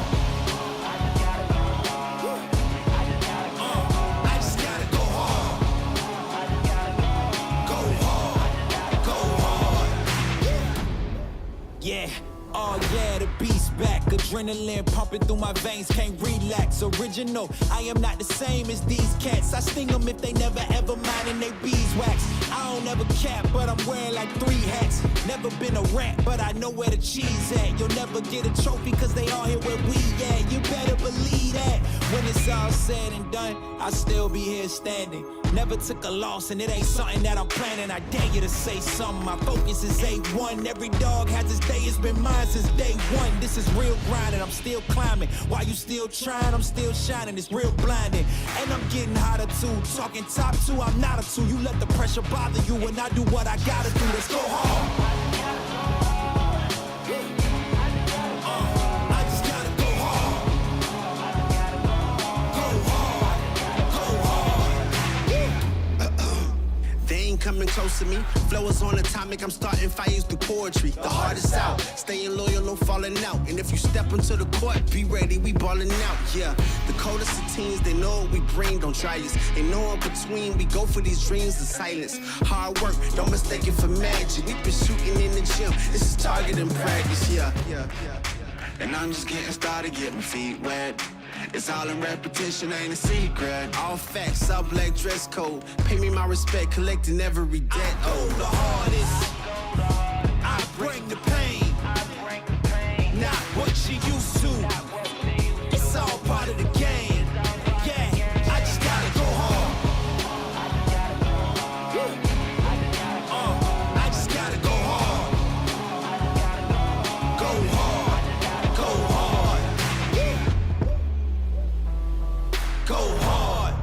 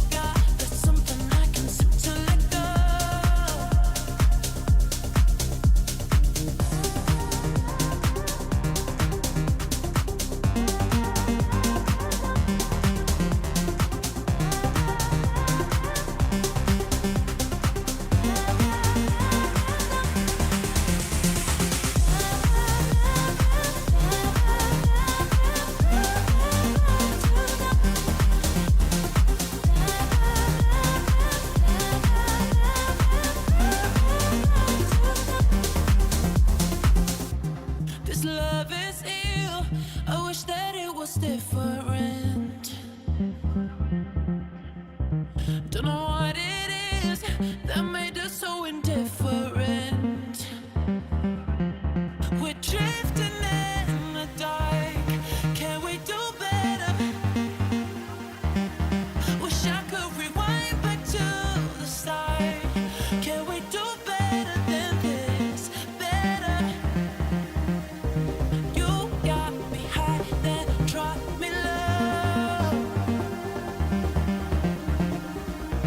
You got there's something I can seem to let go. You got me high, then drop me low. You got there's something I can seem to let go. To let go.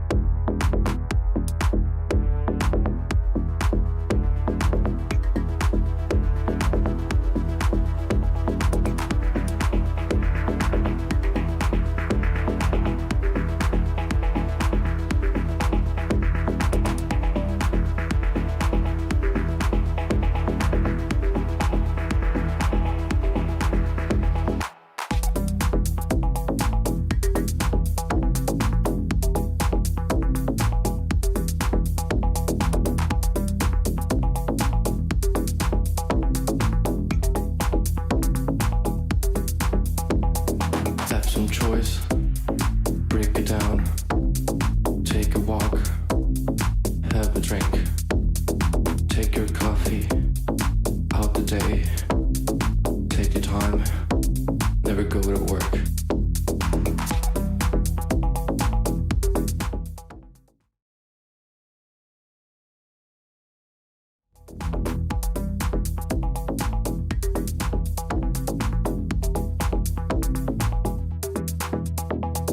Have some choice, go to trips, peace is mine, break the bricks, monkey's time, half a days, spend the time, do your thing. Have some choice, go to trips, peace is mine, break the bricks, monkey's time.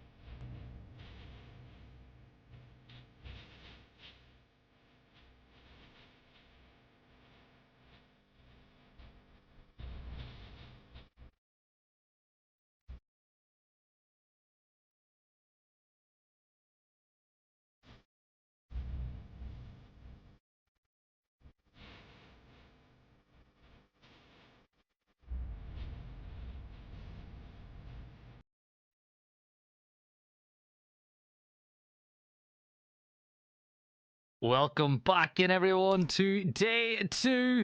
And, well, we've got map 2 up and running as well. Flight path coming in from 6 o'clock, making its way up towards 1. And, Mark, dare I say this is a very eastern-skewed flight path?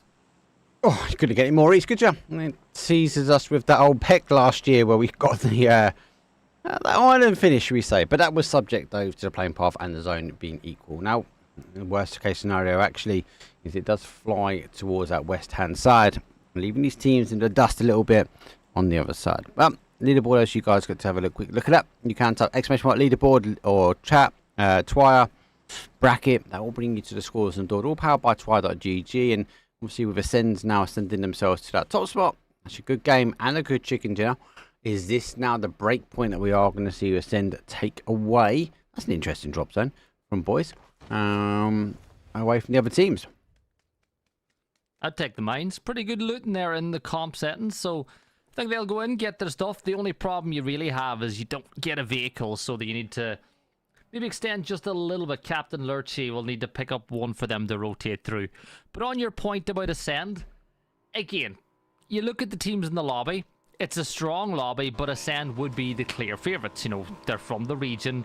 They unfortunately didn't qualify for the upcoming PGS2, but they were runners-up at PGS1, and a lot of people, you know, I think they're pretty much all, dare I say, they're pretty much already guaranteed a trip to PGC later this year. I'll need to double-check my maths on that one, but I think their performance should merit a place at one of those major events. But Mark, the thing is, they are the favourites in the lobby. They've got a really talented roster. They've got themselves in the top spot, which is where they're expected to be. Now it's down to the rest of the lobby to start hunting them down. This is the big thing, and obviously, you mentioned before, so I've done the rotation with Bing Esports, and actually we Twisted Minds were the team that won that. And the interview with Batorans actually was such an eye-opener for me, because he was like, actually, we don't like being in top spot when it comes down to that final segment. I've got no idea what that says, people. So he likes chasing teams down. Now with Ascend, obviously, not quite getting the chicken dinners, but they put some big kills on, kept him in second place coming into today. They put the chicken dinner, and they also put the kill points on the board as well. So that now skyrockets them. Not too far away, but it does mean that we got 15 teams that are hunting them down. At what point do we get more aggressive? We do tend to see teams dynamic change a little bit, Gibson, especially when they see, hey, we've knocked someone in Ascend, let's push it. Compared to we've knocked someone, it's not the right push. Doesn't matter who it is, it's not the right push to play. So I suppose at what point do we see teams start getting a bit more aggro towards the Ascend team? When you're attacking a team like Ascend, though, Mark, there's always that little thing in your head as well. You know, teams, they might not as aggressively attack them as, say, for example, someone would attack Sprout. Again, because you see the name in the kill feed and you're like, right, we need to make sure that we're fully locked in whenever we want to go and get these kills. So I really want to see what way these teams are going to play if they get in that scenario where they do get knocks onto Ascend. But Mark, I see you've got a bit of love. Somebody brought their viewers over to say hello. Oh, Yummy. Yummy's such a good caster. Yummy does a lot of the Mia stuff, mate. How are you doing? Much love, Yummy. Yes, we are live in chat, mate. So good to see you. How have you been, mate? Have you been casting or have you been streaming? I think that's the big question. Little bit of A, little bit of B, I'd say. Yeah, I love Yummy. Yummy put some good casting on, mate. I do love him. And he always puts the little love hearts in for me as well. That's why in return, I always jump in the stream and put the love hearts back. We have like a love heart off. Well, who's going to win, though? This is the question I want to know. You know me, mate. My work rate means I'm not going to give up. Never. So, Mark, we're about 4 minutes into this one, and this is the point now where teams do start rotating through. You know, you spend the first 2 to 3 minutes getting looted, suited, and booted. Once you get what you want, you get moving. Usually you find the best teams in the world, that 3-4 minute mark is when they begin to get on the move. Now, again, I want to add an asterisk to that, because obviously with the fact you now got the emergency pickups, if you're really far from the zone, so, you know, we just saw way over towards the west, I didn't quite see you the team tag there, but if you're in that scenario, you don't need to move straight away anymore. You can wait for the emergency pickup, wait to see where phase 2 pops, and then make your way inside the zone. But again, it's one of those high risk, high reward moves you can go for as well. One of your favorite things that have been added to the game, Mark. Love it. This is a high risk, high reward. Maybe not so much of a high risk, high reward. Maybe high risk, but feels good. It feels good type of reward, though. As gold diggers, though, they are flying their way around to an injustice. I'd love to see a crash in this low and slow.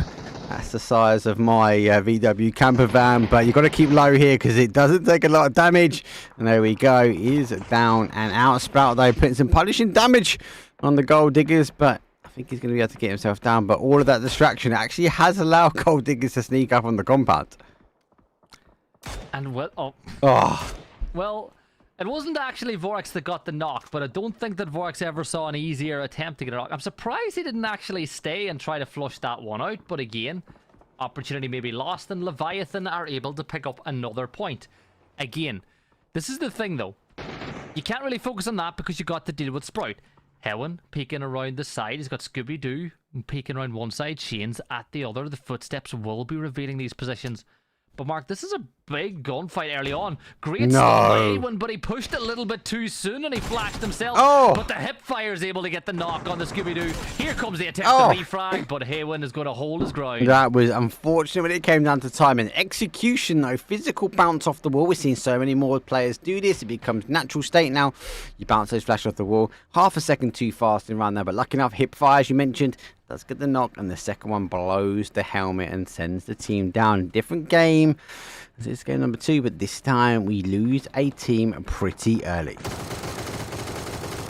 Yeah, a little bit earlier than the last map. Anyway, it felt like, what, 13, 14 minutes? We still had all 16 teams. Now we're watching advice from NIP, trying to take the tire away, and I think he may have just disabled that vehicle slightly. But Breo will just send it on, and Jens is able to find that knock. And there will be the kill confirmed. Never in problem. NIP able to pick up that point, and, well, they could do with all the points they can get as well. I can tell you now, I've taken a bit of time to translate and discombobulate that Ascend message that came up on the right-hand side. It stands for nothing less than the German champions. Ascend clearly want to be taking the win. They want to be the German champions, and their slogan, obviously, just better, was underneath. So there you go. I learned a bit of German in the space of 10 minutes. Let's go, people. Always good to get the Googling in. Needex is able to find that knock onto JB, and that'll be cleaned up as well, as Krampf will lose another. Kearney just peeking in the background, but they'll rock up and Dominas and get themselves somewhere to play. But again, the lobby is thinning itself out a lot earlier this time around than the last one. Yeah, it's just a complete difference. Same map, it's a different zone. But generally, yeah, these teams taking a little bit of a different stance. The other way was yesterday, Gibson. We saw an aggressive game number 1. We saw people go out early. And game number 2 was a little bit more of a game number 1 for us on day 2. It was a little bit, figure out exactly who is there. So the whole name Gibson's cast. There you go. So Kevlar, our caster from yesterday. Krampfader Geschwader. Here, 100%. Krampfader Geschwader. That's better than I could say, that? bro. That's good. That's good. I'll give you at least a 9 out of 10 for that. I want to know what Kevlar to say, but I'm going to say Krampfader Geschwader. Hopefully, you know, if you're going to say the full name like Dragon Tiger Barrel Showdown, oh mate, you got to do it right, Mark. That I get wrong every single time. That whole name discombobulates my whole brain. I don't know what comes out. I just say the Dragons because it could be Dragon Tiger Barrel Showdown. It could be Tiger Barrel Showdown Dragons. Anything could come out. Crouching Tiger, a hidden barrel. Everything comes out, mate, when it comes to the action. I think those guys would be slightly disappointed, obviously, from their performance, though. From that PGSRO2. They were nipped in the butt, though, from our friendly fire team, who worked really hard to get themselves here. I'm actually really excited, though, for the big leagues that is coming up. We haven't got long to go, as it does kick off not next week, the week after. Yeah, and speaking of things kicking off, this fight between Helden and Entropy may be about to kick off as well, as Aris spots out Zico. Zico will just get out of dodge as quickly as possible. The good thing for him is Needex is able to provide covering fire from above as they manage to just take away that horseshoe compound. As you can see from Needex's POV, Big problem now is now that it has been revealed, he needs to drop that smoke and get out of there as well. But Mark, we're getting ready for that phase 2 pop to shift, and there you go. It makes its way south down towards that X Games ramp that's in the open. It could have gone in two ways. And you see the split here from the IGLs. We either see these teams holding up on that top side, or we see that split though on that south side. But yet again, Ascend rolling the dice and getting it right. They hold that southwest corner, but they've got so much high ground here. They'll be able to farm a lot of information. Any team that really wants to come in, held them and to take some shots from our Samler team, as they are now losing that top spot. They're down in second place, I believe, as our Dragons will rotate round behind Voptrox. Snowguard Dragons, as you said, making their way inside the zone. What would you class as success for Snowguard today? Because, Mark, they're a team that you and I pretty much know well. As I said, I was surprised to see where they are on the leaderboard. What to you would be success for them today? For me, they just need to be more consistent, and they won't fly up the leaderboard, right? They're not gonna go from their 15th place all the way up to first, but I think they need to be pitching for mid-table. So currently sitting on 16 points. For me, they need to be in that sort of 40-50 region, and just maybe focus their attention on the teams that are around them. They see Gold Digger come up close to them, they need to make the push. They see Voptrox, Helden, these are the teams they need to get out the lobby quite quickly. Leviathan as well, they're currently sitting in 16th place, getting pushed by NIP. Mello needs to be careful as the yellows are pushing in his way. Again, dancing inside this building by La Bandita. Wokes is going to get that first knock though. And well, that could be a bit of a problem. Mello will wait with the shotgun at the ready, daring NIP to step on through the door. But as you can see, they're going to float on, and O'Connell takes a bit of a beating as well. But there's Mello to get that knock onto Jens. O'Connell now needs to hold his ground a little bit more. But that's another well-earned point by Leviathan. But still, one player down. It's a 3 versus 3 mark. Yeah, and as you saw that picture before, Nip had a player a little bit further back trying to hold the off angle, but now really has to commit their way through, has to make it a 3v3. Now, Vivan now backed in the compound, backs up against the wall, shotguns in hand. A very dangerous push to be had, so utility might be key, or maybe at least try and force the team out of their hidey hole. Nades up and over the top. And it looks like they are getting as much information as they can from the sound, the pitter-patters of those feet on the outside. Yeah, and you can see the fight below. First Minute are fighting with EYG as well. That's a big fight between those sides, as First Minute will confirm a couple out, but Justice gets those two on the board. Leviathan still in a battle with NIP. Wokes is peeking over that ridgeline every once and so often. And again, O'Connell needs to be careful he doesn't find himself a little bit caught, and he just gets it back inside just about. But look at this, Mark. Leviathan are getting the res, and this could be huge. Getting the numbers in your favour. It's just numbers game, right? They've got the knock, they've got the confirm, they're able to get the res, and they do get it back to a 4 strong now. Not trying to isolate the players, they are sitting centralised, give or take on that sort of west hand side. But you know what? I'd favour that zone pushing back towards them, but they do receive a knock. They've got to deal with this team quite quickly. Entropy, they're the ones that go out. Final players, Nate comes through that door, trying to get it confirmed themselves as he will wiggle his way in towards the bathroom. Should be enough to provide some cover as the shots don't come through, and they lose zone slightly. So they're going to have to deal with this fight quite quick now. Yeah, there's another crash happening as well. If you look, you can see the fact that Helden are getting pushed as well. Rez will be pushed by O'Connell now, but as you can see, Wokes is getting aggressive now as he steps around the side. Zeus needs to be ready whenever this push does eventually come on. And this being outside the zone does mean this gunfight will have to see its conclusion as well. 2 good stun grenades will buy a little bit more time as Duff gets the knock onto Durrani. That gunfight that I spoke about a little bit earlier, and you can just see now in the bottom of your screen what's happening between Helden and BFG. Yeah, and they are going to make a big push. This is quite a crucial compound that does sit on the south side of the zone, and anyone who finds this one out will get a little bit of freedom moving, a bit of break before moving over. But good shots back. Helden down to Duff. Is their player that's going to hold shotgun in hand. If you get a peekaboo comes out this side, I can hear the sounds go round as LV do eventually clear up Nip. That's them done and dusted. We'll jump over though, as Duff is the final player though for Helden, and it's going to be a very hard hold, but with a shotgun, good course of mission. They've got no information. Nitchell 2 go through, doesn't quite get it, and he gets turned down quite quickly. And he puts 2 on the board. Nice 2 kills. 3 kills for boys from downtown. Yeah, but look at this. We've got Ben pushing over. Bad Influence want a part of this. Samler rotating into the zone now as well. You're currently second place team here now. Mark, based on my absolutely awful caster maths, they're now 17 points behind Ascend, even though they were level at the start of the first map of the day. Ascend with a big performance, and it looks like Samler are going to look to play this X Games dip.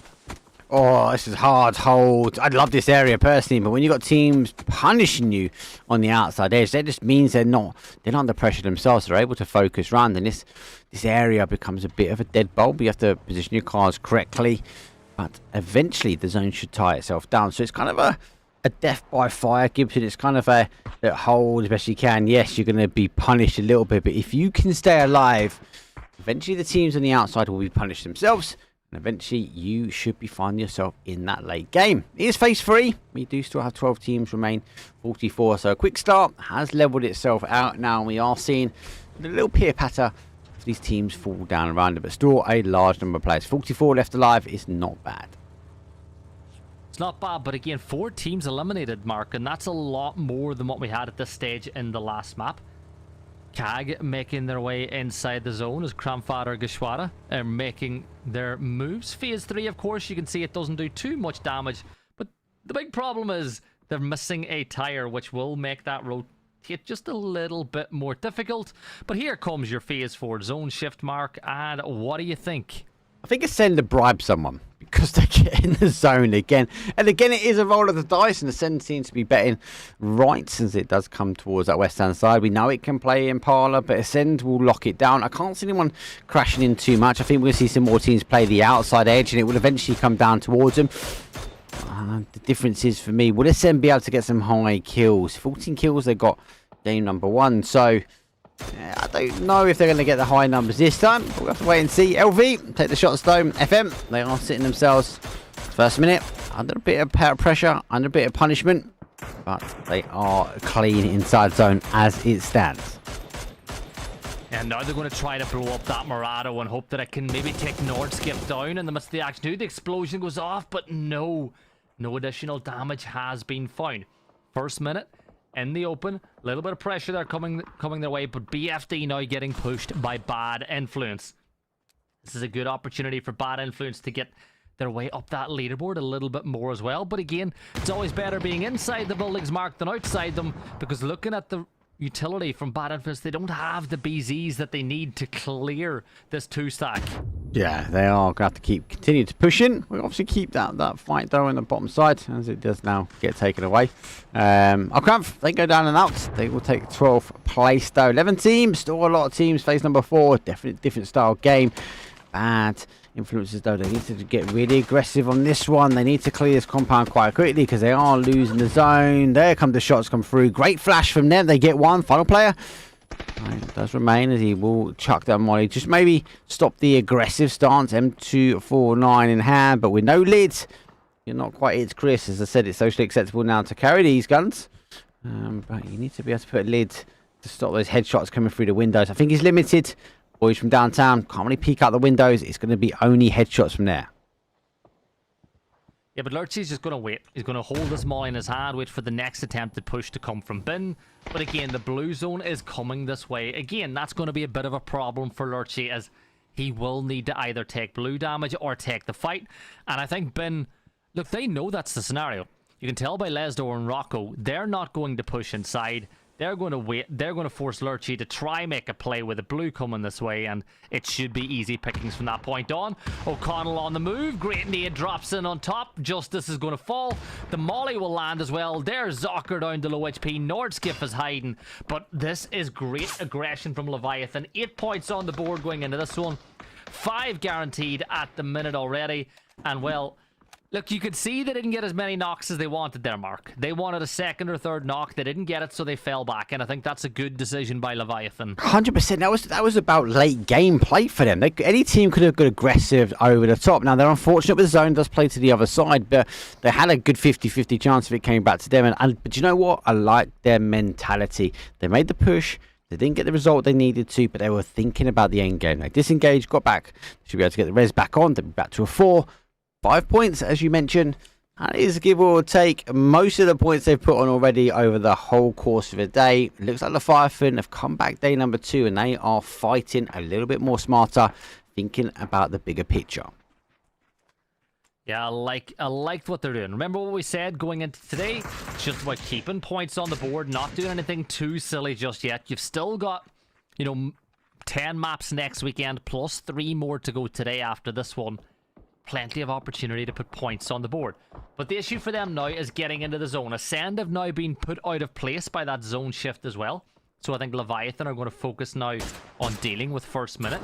Killia Kai's able to get a point onto the Snowguard Dragons as well. But you look at first minute, Mark, they're not going to have a lot of helmets. The vests aren't going to be in great state as well after this bombardment they have taken. And Leviathan need to really get a bit more aggressive. 13 damage done, but they're holding their ground our first minute. No, first minute not shifting, they're refusing to move. The cover fire, though, is coming back. Obviously, I didn't get the knock though this time from the nades, but they are looking to go. Ascend, getting a bit more aggressive. They've got to get moving. So I think they're hunting their way through to getting knock/push. But our FM team got to lock down. Try and hold this area, but they are outside the zone. Here comes the car push, though. Nades go out in hand, though, as they do have a remaining player, though, running by. So it's not a complete full send, but Ascend is the team that is backstabbing, though. Leviathan in the back. There goes 1, there goes 2, there goes 3. Their final player in the open train, in the open ground. And more importantly, our FMT reading the kill feed will be like, hey, we know there's another push, though, and Ascend are the ones holding, get the third-party action, and it just resulted, unfortunately, for the demise of our LV. Leviathan are going to go down in the end, but no points for them and no more placement points for them. Ascend pushing up towards Samler. This was the top 2 as things stand. Chris gets really close, spots out the players in the dip, and now the utility will begin to rain on in. Legit will take a little bit of damage, but not as much as maybe they would have thought he would have got. Was that a bit more of a throwaway there, Gibson? Was it a bit of a guesstimation that there could be a player there? Look, do you know what? Look at the zone. You're going to be 90% correct all the time. It's Chris leading the way. You can see the comms as he's the top man in the box with the green screen laying behind. That hides away the M249 as he replaces it with the M4 this time. I think they're just waiting for a head to peekaboo. Molly's in hand. Blue zone will flush anybody out as the tactical from the utility really comes back. There is some nades, though, returning back the favour. And Legit, though, does put the damage, though, back on more towards this end. But they are focusing their attention. Our Dragons, they go down to 7th. Good team in the placement point, though. But 6 teams now remain. Ascend need a placement as they are continuing to use the utility. This team fully stacked up. But it is a matter of time, though. These 2 powerhouses are going to clash, Gibson. Yeah, Legit and Rolf, though, they're going to get the better of them too far. 2 Ascend players are going to be put into DBNO. Killia Kai looking to confirm out this point with the shotty at the ready as well. Tosses that molly, and will he go for the res of his own? Brex is down in the open. Killia Kai is going to go for that high risk, high reward res. Micah is down to provide some covering fire. Legit did go to try to get the shots off. Killia Kai had to come off that res for just a moment. But again, this is good play here coming through from Ascend. They're getting the res back on their feet. Rolf isn't going to get back up. Whoa. But look at this, the third party coming in as the flipping Hedgehogs are getting in the action. Jeez, they were disappointed they didn't get a game 1 win, but they are looking eager for this one, though. They're coming down, but there's a Killakai, turns back and puts and knocked back down. It was a very strong player, though, but we do see Samler. They are causing problems themselves. To Ascend being refocused back on the attention. They've got to deal with the team that's in front of them before they deal with a third party, but they're going to go for some kills and confirms. There's another one. There's number 6. Here going to come at number 7 on the board as they are putting a high kill game in. Final player for them. It's Chris is down, trying to gather some information, but the smoke will be enough to deny. Looks like our Hedgehogs, though, are stopped in their track. Maybe winter's coming. They might need to hibernate out and try and refocus their push next. Yeah, Killia Kai going for that res on to Chris. 5 kills for himself, but at the same time, Samler are doing the same just below. Now, with Chris back on his feet, you've got yourselves a much better chance in this gunfight. Down on your bottom left of your screen, you can see Vupdrox getting in that fight with BFD on the other side of the zone entirely. Sprout not too far away as well. Chris gets up on top. Tizzer does a little bit of damage, but really, this is a big fight between your top 2. But again, Ascend with 7 points on the board already. +1 guaranteed placement point, and Ombre is going to get knocked. Guys are such a strong Ascend have got the capability to take the chicken dinner here, but they need to pick the fights well and take their shots. They do put on one. Stamina though on the defense though, split though, but Ascend nice and tight though. Dangerous duo this can be, but they have enough cover now. As they do put the Flipping Hedgehogs though a little bit further back. I think they need to be a bit more calculated Ascent whether what they do is Stamina though trying to get the information as they do peekaboo over the top. Remember, if you're down, you can store, communicate with your team. Information gathered, it's information gained and potentially helping out, but it is a 2-on-1 now. And our powerhouse, our team number 1 and number 2. I think it's going to be a complete stab. Look at that. Samla goes straight across. They're trying to go for the hero's rest himself. And Ascend, it's Chris. It ain't going to take him long to figure out exactly. There's no one remaining left of that tree. He's going to pick up to the tree, and that might just put him out in the open once that res does eventually get pulled off. Vavor here from Vuptrox on the move as well, but he's going to get taken down. There's Chris, peeks on over, gets legit for the second time. Milo's in a bad spot. Chris gets the kill. 4 now for him, 10 for Ascend, as they now get themselves in the top 4 once more. I said day 2 is important. Will Ascend have come out swinging? And if they get another win here, they're up on 20+ points again. And, well, at this point, it's going to be difficult for the rest of the lobby to catch them. Oh, we've got 4v2, v2, v1. And I'm just looking at this. Gibson, again, with commentator's curse, I feel bad if I do cast Ascend here. Ascend in such a good spot. I think they could take the chicken dinner based on their placement. They're on 10 kills, so even if they do drop out now, they've got a good number of kills, then they're going to be sending themselves a little bit further up. But as it stands, they've got a dip. Everything else in front of them is open play. Sprout got a nice little ridge, but they've got to get themselves into that northeast area before they can make any kind of benefit of where they are. You kind of fear that they might push down the other way or tinker around in this middle section. If that's the case, they're going to get punished by multiple teams looking in on them. Yeah, Vorax is going to just waste utility on a shack that's completely uninhabited at the minute. Again, they're not to know that. You can't take any risks in a late game. Vuptrox still have 1 standing. So do the Flippin' Hedgehogs with 2. Ascend with 2. But Sprout have the numbers, but again, they don't have zone control. But look at Kiliakai. He's extended way out towards the north now to get an eye on what's going on around the rest of the zone. If he sees an easy knock, he is going to take it. If he finds himself in a scenario where he can't get fallback, he will go down fighting. But I love his position. Such a good rotation as well. For me, Ascend have got the area. They've got the potential to take the chicken dinner. Sprout, on the other hand, they've got the numbers. Flipping out jokes, they got unfortunately stopped though. Kid guy's going to play peekaboo over the top. He's making a decision. Who do I shoot first? Because I've got 2 in front. It's Chris. Make a decision for me before I pull the trigger. It's Chris gets the first knock after the confirmation of the cap, shall I say.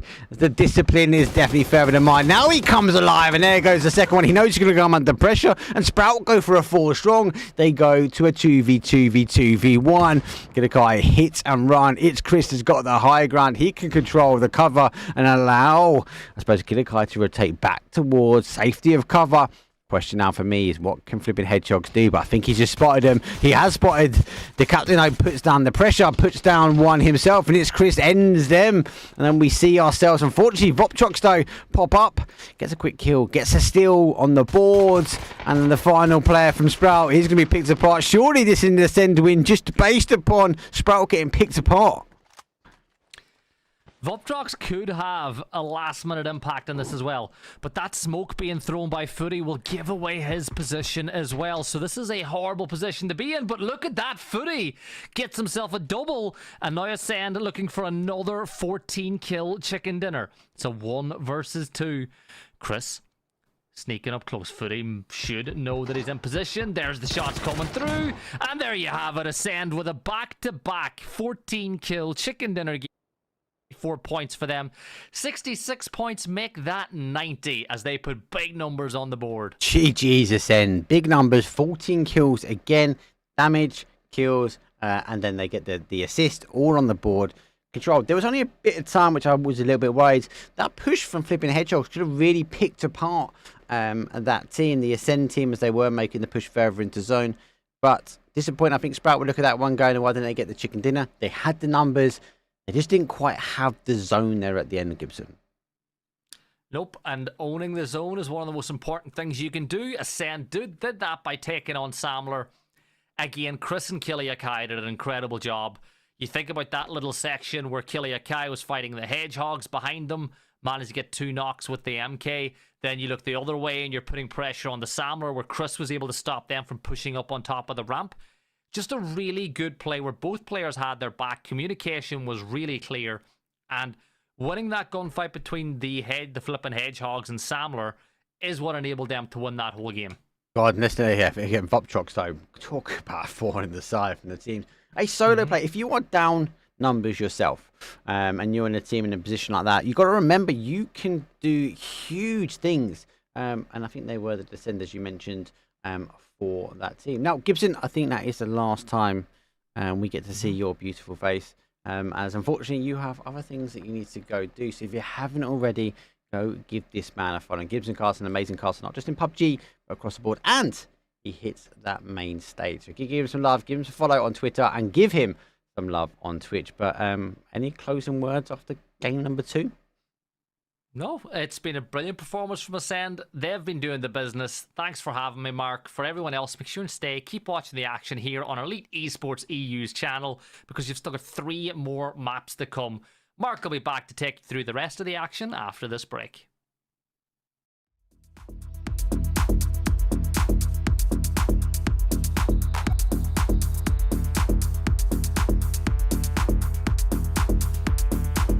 We cannot think about.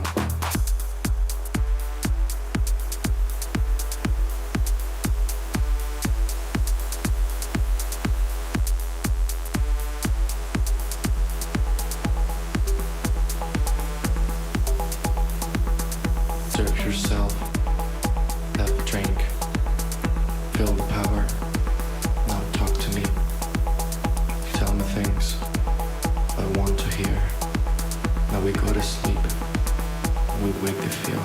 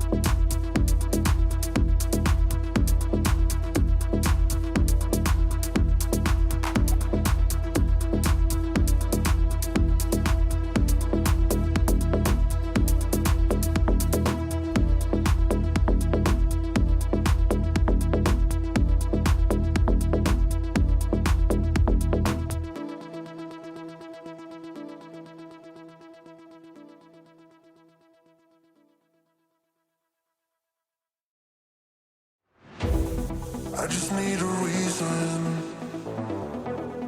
I just need to know what's on your mind. Tell me what you're needing. You can call my name, I'll be around. Dum da da, dum dum da da, dum da da, dum dum da da, dum dum. The sky is falling, dum dum da da, dum dum da da, dum da da, dum dum da da. That will keep you safe and sound. Dum da da, dum dum da da, dum da da, dum dum da da, dum dum. The sky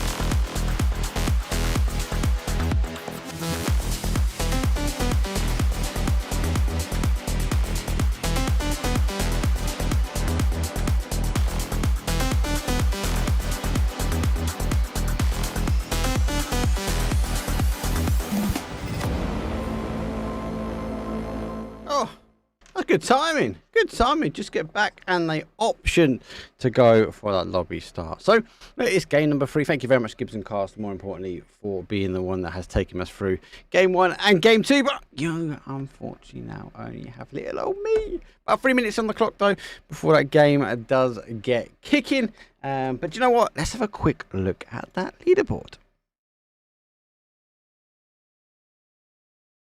Leaderboard as it stands. No surprise though there, as Ascend do send their way. 90 points, bit of a gap.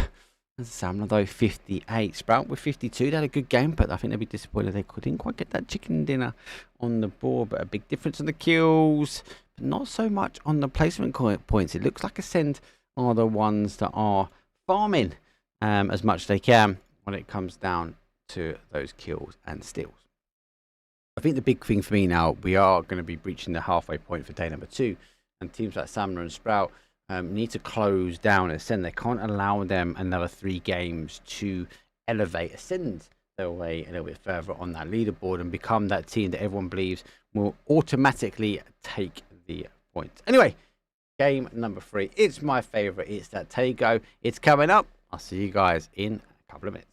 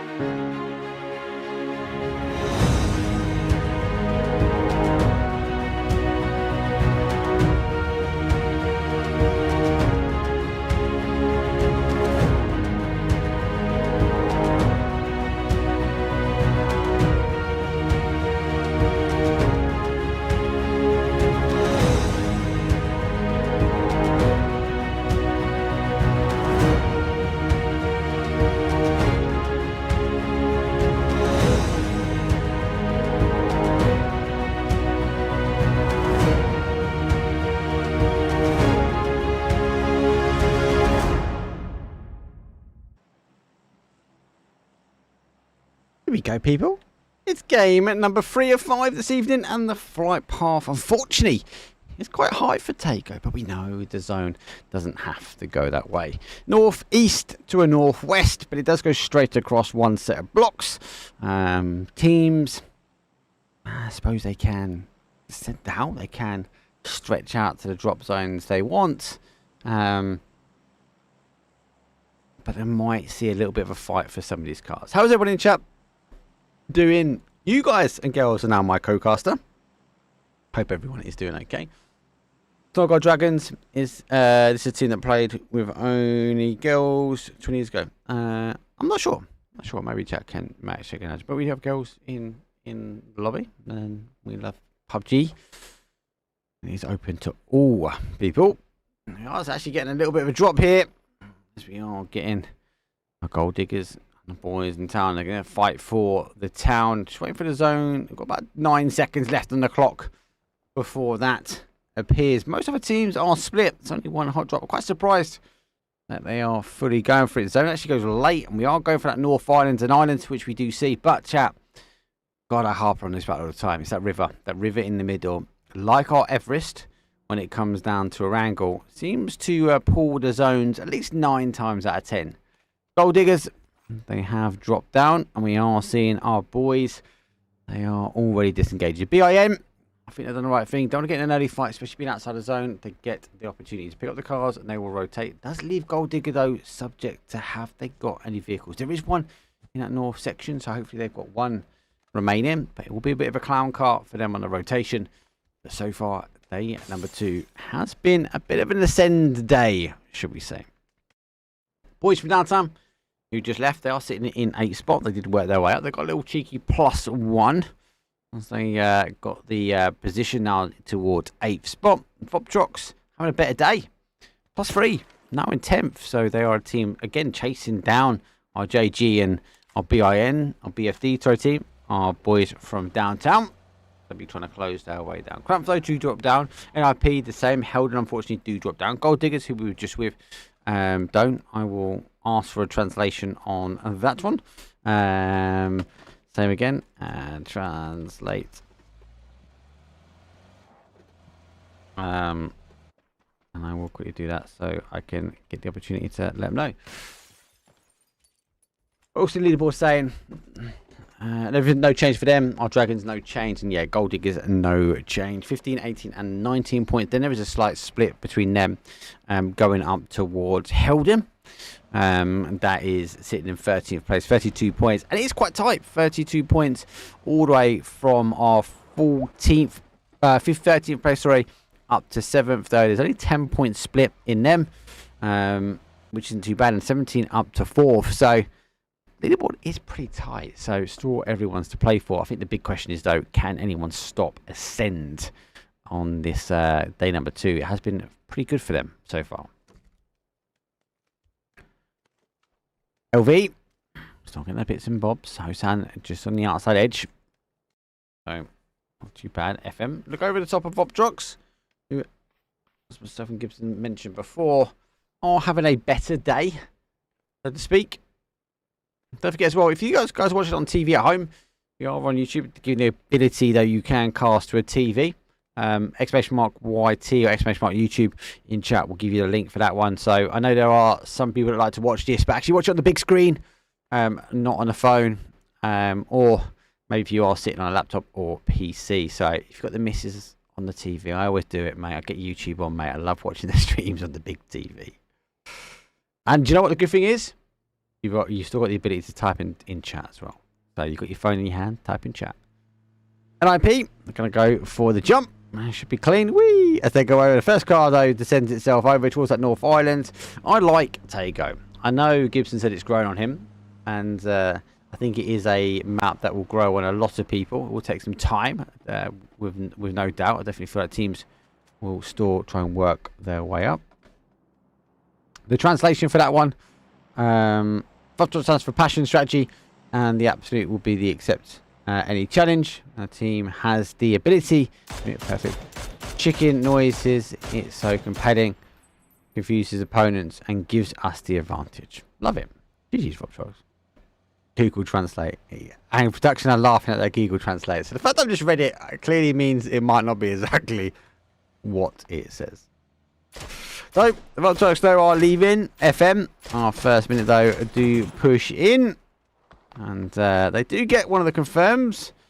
So, they get a point on the board. First point for first minute. And it's not within the first minute, but we are within that top 6 minutes. 16 teams, 61 players now as Helden do pick up EYG. Jacob is a very heavy hitter for them. So, definitely on day 1 and day 2. Putting some points on the board as well. Have to dodge, duck, and dive as they will try and get away from it. I think this is where we see the deaths. This is where we see teams fall because it's down to those rotations. PC every day grows like a fungus. My PC feels like it grows like a fungus every day. I'm in the studio now, so I'm not in a little room. So I definitely got a little bit more room. My fungus to grow, or my PC production to grow, but hopefully it's coming across all okay for you guys. We've got quite a busy week next week. I don't believe I'm going away now due to the wonderful British weather that we are subject to. Hashtag get me abroad, people. Someone get me a ticket to Road to Riyadh. I think I need to be there. It's just a sign. It's just a sign. Gold Diggers. I'm going to rotate their way around. Now, face number 1. Oh. Lurking on the edge. For the headshots, though, do look over the top. They do take, actually, shots over towards our BFD team. And actually, one of my favourite spots for the day, camp out those double bridges. Boys from downtown going to hold this high ground as a 2-2 split. They're kind of holding an opportunity for them to get across. EYG trying to go for ascenders. They go for the drops. McKinnikai, though, behind the drop, providing a little bit of cover with his car. Able to get a quick kill, confirms. There's the second one down for them. They're in a little bit of rags. They will now turn away from this fight. It's Chris.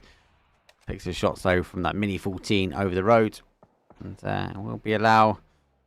And we'll go back to the Gold Diggers now as they will take the amazing jump. Mate, that car's getting sent, mate, to game number 4 by the looks of it. Nip, though, you remember they're already over here. They look like the bridge camp. The first one goes through those Gold Diggers, though, able to thread a needle. How have they got through? Nip were the ones holding it out. The second shot's though going back from the secondary player. The third is about to go through themselves, but surely Nip are not going to drop the ball 3 times over. they haven't, as they do pick up well, at least one of the GD players. Get down and out. Another one has to split the other way. Going further afield. Not a bad thing. And we'll have to push a different stance here. I do like this because you normally see teams camp the other side of the bridge, but Nip put themselves on the inside or on that main island, that north side now. GD, fortunately, final player. I've got to find a little bit of a home. There is some towns in, but I feel like Miramar. I feel like Tago, the Miramar with trees. Yeah, sometimes you're better playing some of these bowls. Just seen Anti go over a couple. Actually, if you lose the car, you can go put your body in, and maybe like Voptrox from game number 2 can cause some has caused a few problems.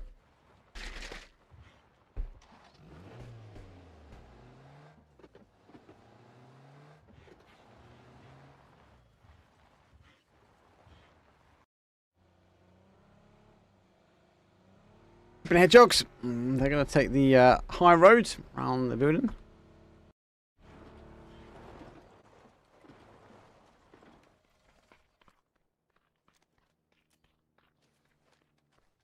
But do you know what? Actually, when we see the map, I feel like it's going to be not too much of a problem. A lot of teams don't really go up high around this outside edge. In down by Ferry Pier, they're still on this outside edge of zone. It's phase number 1 though, and it's coming ever closer. Might give themselves a little bit of breathing space. As you remember, they did drop down. Again, I don't know about you guys and girls in chat, but I actually like this Ferry Pier drop. I like Palace drop. It's kind of the go-to rank area, right? Looks like they are going to have a little look over. Make sure no teams are camping out, and then obviously that's the other bridge, the other compound we can see. We do now get the map in play. Ascendar holding that west-hand side, but it's not a west, it is the east, and what I tell you is something about that water. What is the coral bed of that river that runs through Tago? I feel like it is made out of what's made Everest. As it has pulled heavy east. Ascend now, got to find themselves in a position to get themselves in zone. But this is the first time we don't see Ascend with a zone control, or at least a calm collective. Definitely don't want to write them off just yet, because it is a team that can put some high kills on the board. Samla currently sitting in our top spots as well, as they are still in second. They haven't been taken. Sprout are the ones chasing them down. There is only 6 points now between them, but our Dragons, they do pick one of the Voptrox boys down and out. Down to 2 players now. Voptrox again taking the option now to rotate away. They want to continue to have good games, and that means getting placement points now. As you're down 2, you've got to think about, hey, do you know what? If we're not going to get the kills with a 4-man strong, we've got to at least get to the end zone. With the zone shifting further away, they might try to send it into the city, but it will be the outside edge. Maybe lay low, and they'll find themselves heavy west side.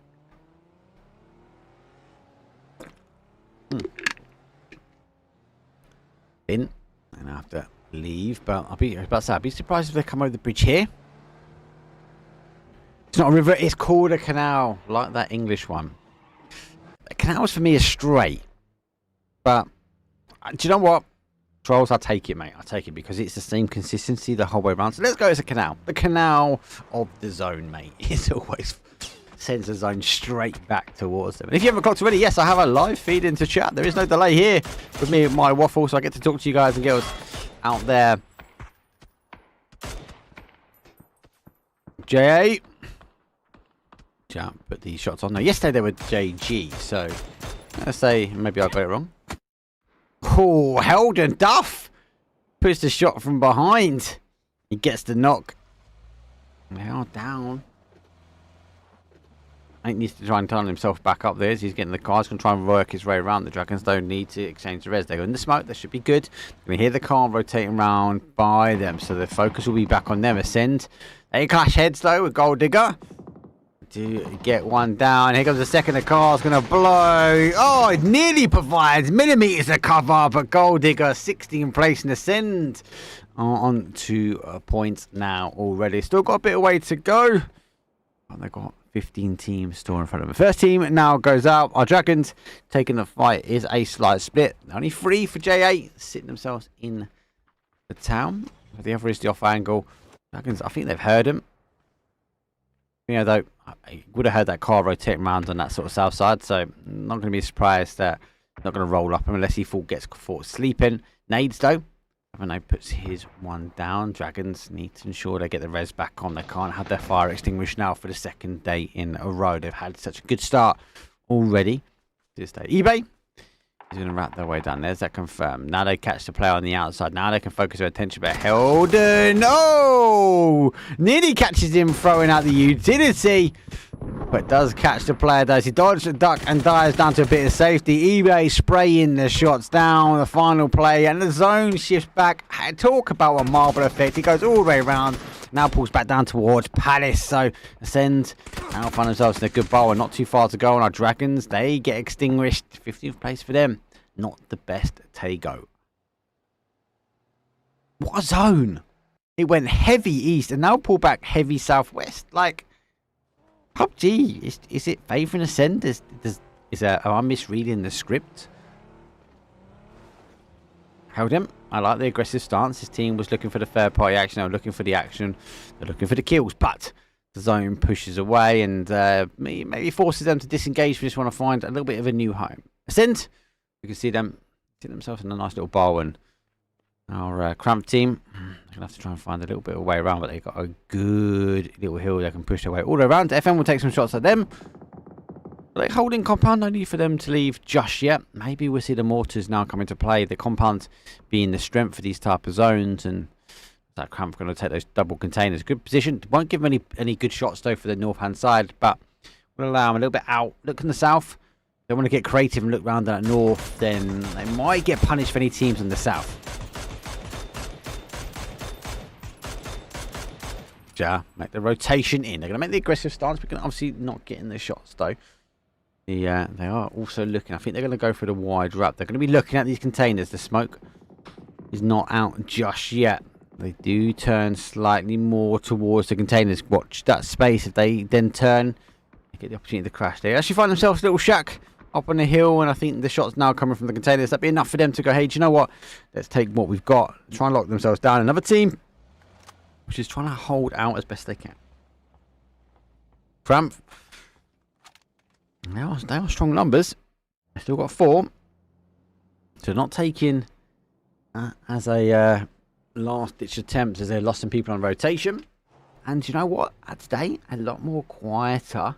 Tego, are these teams now learning the rotations? Have they got the timing down a little bit more? 14 teams still remain, 49 players, but we are shy of 16 minutes though as our flipping hedgehogs though land on top of Sprout. Let's see if Sprout can get something back. Here's the sound of the cue. Sprout get the first, hedgehogs they get a second though, but Payne's able to pick apart another one for them. Quick kill confirmed to not have any information, trying to get the adjacent though as we do see another one of our hedgehogs down. Final one remains. Payne's got the eyes in sight, and then Vorix comes rolling through. He clears them out. Hedgehogs a bit of a desperate attempt though, trying to get in, and LV looking to try and get in the third party. But we do see our Sprout team already control out as much they can. O'Connor gets Vorix, so 2 remain now for Sprout. Let's see if they can try and stop this push. LV got everything to gain, nothing really to lose. They've got to get some points on the board. Vorix though, he is safe for a res, and the zone just comes on the outside, and our BMD or bin team, as you can see on the map though, they do sit on the outside edge. So boys, maybe boys, and try and hold out. Ascend, no need for them to move just yet. We are seeing Summer on that right hand side, that east hand flank now coming past Nip, who have been causing a few problems from this position, but I think they should have been getting a few more knocks though on the cars, but they are getting them when they are settling their way down. Summer now having to take the shots no further back though. So he's down. Nades, he's cooked. Smokes do go out, but the nades are coming back over the top. That's pretty much pinpoint accurate. That should be the confirmed done for them as Samler, they go down to a 3. They'll take the sand banks as they can. The construction site that is on this side of zone. Yep. Still with the util coming over. I don't think they got the information. They've not seen him play down, but that is pretty close. A good guesstimation. Forcing the player back now around the container. Will provide a little bit of cover, but if we bounce back towards this Palace, we do see our bin, our boys now trying to make the fight on the inside. The util being key. Sprout though only down to kind of a little sprinkle as the nades come through. Bit of splash damage. The molly won't go with effect as Tizza will be able to get the med just on, but the util store coming back in, unable to get the angle. You can see now Eldon getting up Drockstone, the kill feed though being in. in. Actually picking up one. Lose the nade, causing the damage. And we do see the nade, though, does come back around. Bin now puts another one on the board. So, Sprout will be disappointed going out quite early. 13th place for them. O'Connor has pushed himself now on the outside. Maybe he can hold the anchor for the boys. Stop our team boys getting themselves back. So bad influence, though, is they pushed their way out the backside of that compound. They're going to use the buildings now to block. Vopjox, they take 12. As our Helden team take them in fashion, and they run over. And bad influence. Do you know what? I think they do the right thing. They now work their way out. EYG, Entropy, they go down and out. Ascend seem to have lost 2 in the mix, but we know they can be dangerous, let alone it's Chris has got an AWM in hand. Zokodo making the play forward org, as he does use the hillside to provide some cover. It's Chris, hold on. He's got an MG, people, in one hand and an AWM in his back pocket. Of all players, yes, admittedly, he does always go on my fantasy team. But of all players to get double bubble, is now we're going to see him in the kill feed. He does get knocked though with the AWM. Well, I'll be keen to go back to see how much damage Chris is going to do this round. 2 only for them remain. 10 teams are still up. 32 left alive. And boys from downtown got 2 in. That's a tight gap. A little bit of paint will come off here, but good driving from the lads. Going to push their way around. Good show of the map. As we're going to now see the zone. Bush, FM making the play. Trying to back up though. Maybe get that res in. LV have opted to go the other way. Bad influences. They get the zone as they leave Palace on that west-hand side. It does play back towards him. Get a guy. He sits in the top zone. He's going to have a little look back here. And it's Chris. He should be able to hear the pitter-patters of the foot, though. But in the field, in the rice field, boys from downtown, down for a 2. Pressure coming in. The car is under its way. Smoke. Got to be deployed underneath to provide a little bit of time. Pray that this NIP team might take the Helden flame away from them. I don't think they'll be able to push any further. They've got to think about the zone. Ix, though, is doing just that as he does push himself in. Does find a little bit of a crevice. They will put Cramp a little bit further out. But got to be cautious because NIP, though, as they come in, they will expose the outside edge of him. Click eye. That's wrapped all the way around. Nade pretty much in the middle of our FM team. It's Chris laying low, MG in hand, prized, waiting for bad influence to give him a bad influence from behind. I think he's keen to ensure. The guy wraps his way round. Bazooka says no. The MG winds its shots up, but it's Chris gets put down. Zico Slav gets a quick kill. Confirmed, though, as Duff also goes down the adjacent side. The guy, final player. Little wiggle. Gonna hold the Rockies in zone. I haven't got the information, FM. Don't know exactly where he is. Is he going to try and deny any sound as he creeps forward? A tactic I can't do. I've got no patience for creeping forward. Don't know about you guys in chat, but I have to just go aggressive and push hard. MG provided a bit of cover. He should have heard the pitter-patter of feet on the outside, so I think it is looking down at North Skiff, though. He does pick in the car. Will be a first look, though. He might look back, though, and he has to take the shots. Get a guy. Put some initial on, though. Still taking initial shots, though, back for him. North Skiff, though, is still alive, and here comes the pressure from behind. FM, though, focusing their attention. Puts him down for a 1. He has to whip backwards and forwards, getting some good shots on, but Ascend. I don't make the placement points this round, but will it matter that much? Samla will be looking at this table, trying to take the opportunity to maybe climb. They've got the opportunity now, but also our Sprout team would be looking, going, do you know what? This was a missed opportunity already out. Bad influences, though, coming in from behind here, but back in with FM. They take some shots, though, and bad influence, though, put him down. They were looking, though, Ascend have gone in front. Maybe. They will have a good game. Do you know what I really like? I guess I send them a little bit further out, chat, but there's so many teams close together that even a Sprout will be out now. They're going to be going, oh my God, Ascend have gone out. We've actually missed an opportunity to be able to close that gap down. But our bad influences, though. They can have a good influence, though. Good shots, though, but they've got to get through first, mate. Quick kill, quick confirm, done for them. Doffy, store, do in bits. First minute, not taking a minute now to make the push. The zone will play a little bit further down. CAG, though, do take our boys from downtown. They go down and out. 7th place for them. They make the placement point. No, the zone's going to pop. And all the teams tinker around the outside. The PUBG gods go, hey, there's some drops in the middle. We're going to force you all into the middle. There is no cover. Take the drops because it is going to be a good map number 3. We're over halfway now for day number 2. And these teams, I mean, we've only 6 remaining. They've got to try and capitalise as best they can. Just on the outside, though, is Cramp, though. Now back themselves on the other side of the containers, though. And our NIP team. I think they're good. I quite like their position. I don't know about you guys. Kind of like where they lay. Never in problems. No, about the team one way. I can see they split a kind of a 2-1 split. So one of those are going to try and hold out the team in the containers. And they are also receiving pressure from the other side. First minute, provide an element of cover. And LV, you need to get really into this tournament. They can't let this second day slip away from them again. He's now going to make the push here. Duffy on the receiving end of this one will continue to look backwards and forwards. And look, I wouldn't be surprised, chat. I don't think we're going to see any crazy drive through the middles. I think we're going to see a lot of teams pushing on the outside edge of blue with 5 remaining. All of these teams here need a good game. Samla, I think, is the one at the most that's going to cry, beg, borrow, and steal for getting a chicken dinner and a win. But they are down numbers. But they got some hard cover people. So hopefully they can stop the push. It will be hard. Surely FM are going to play down, put the blue zone nades on them, and maybe get the mollies in the door. Samla will again be disappointed.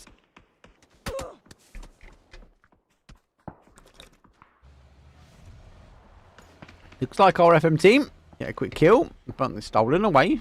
And Snip though a point on the board the other way around. First minute, play peekaboo. Is that team Samla? They do hold firm, and O'Connor is going to take a bit of attention, a bit of seeking for him. He sits firm on the outside. Surely here comes U2. Has first minute even got the information ready? This is going to be an interesting play as we do see first minute. I'll try and play out. Nado comes out. That might be able to cause him down. It puts him down for 1, but he comes out. Duffy goes down. He's got to try and make the run around, but he gets caught from the player that holds the anchor. FM go down for 2. And the spray goes through the middle. And Samla take 5th place. They will be really disappointed, though, on this one. For me, at this point here, LV have got the numbers. If they can keep the pressure going on, it might be a different kettle of fish, though, when it comes in. But generally, it is a very, very good end zone. Well, for me, I'll say it's a good end zone. It is a very, very strong potential end game for all these teams. But the zone is horrible. Really, really horrible now for these guys.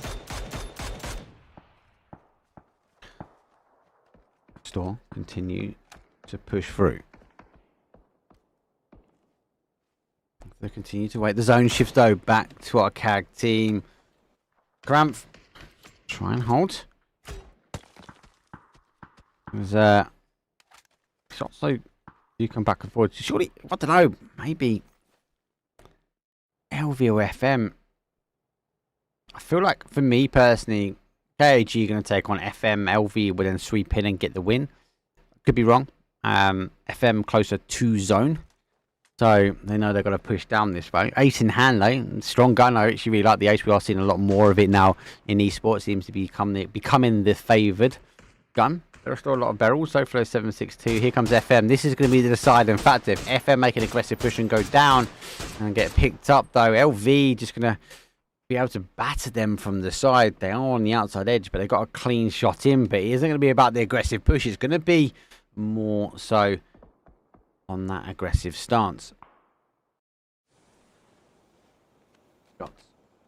Now. Raining through. Now down for a 2. So 2v3 v2. Should be back to a 3. There we go. 3v3 v2. Let's know, chat. Who do you think is going to take the win? Here's our Krampf. We're going to take it. Our first minute or our LV. FNN. You get a knock. But it's a steal. Backs and forwards. FM make the aggressive push. For me now, that answers the question. I'm going to go LV taking the win. It's driving through. Got to hit those brakes though. Nordskiff goes down. Here comes the third party action. Can they get it confirmed as quick as they can? They can't. Final play. Surely LV win here. I kind of get it. They made the push. They made the play, right? It was the closest section towards the zone. That was the logical push for them. LV just had to sit. They had to sit firm on the outside. And with that sitting firm, it gives them a 3-on-1. Nordskiff trying to lose a player. Trying to take the 1v1 up here. As they do come through. I continue to work. Backwards and forwards. But Nordskiff down at the bottom right side. Out of Oh, it doesn't quite go that way. It doesn't have to overextend. P90. No. You don't need a P90 in the end zone. You got 3-on-1. Maybe if you go down to a... maybe if it goes down to a 2-on-1, maybe you can go back for that P90. But it's going to be a matter of winner, chicken then. LV take the game. It's not huge kills. It does go down for a 16-point game. 6 kills on the board, though. You can't complain. The first minute, second place for them, but they pick up the kills, they pick up the damage, and more importantly, they pick up the assists. I kind of get why they pushed that way, right? It's closer towards zone. But our Krav was so dug in at that point, and they knew they had to come their way. It was always at that point going to be an LV win. I felt could have got it wrong. They could have cleared up Krav and sat themselves in the bowl, but they were just a bit too far. Northcliffe couldn't put the brakes quite right on that car, though, when it comes down to things. Anyway, well, it's a good thing, though. I just get told by production that our leaderboard has been updated. I'll give it a quick reload just to double check. Let's have a quick look, though, at that leaderboard. There we go. Leaderboard, though, is updated for us. I gotta love it. 93 points, though, with Ascend after 8 games. Some of though disappointed they didn't quite move so much closer towards that gap.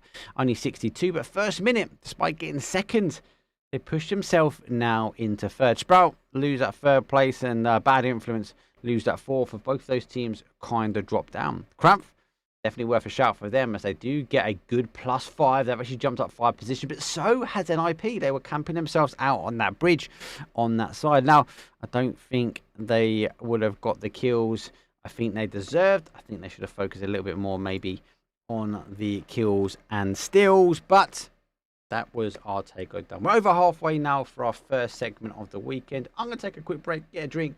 I'll see all you guys for our final 2 games, which should be a wrangle. They're coming up in a bit.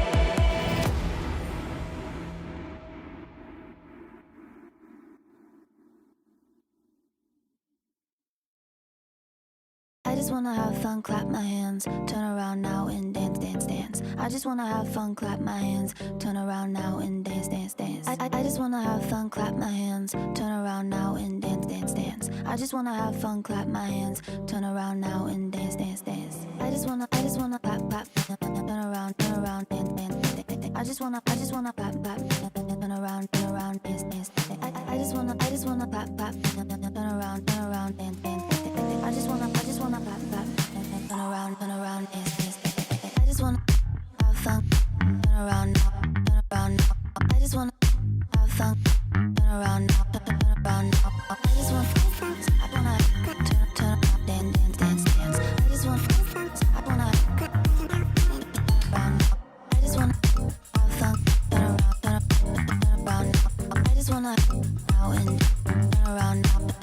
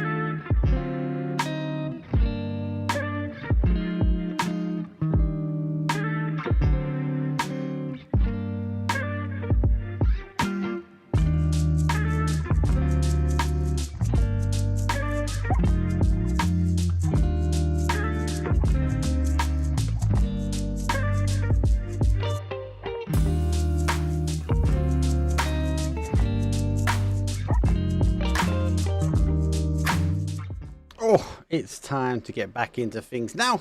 Tego, obviously, with a best of 5, does give us that halfway point after day number 1.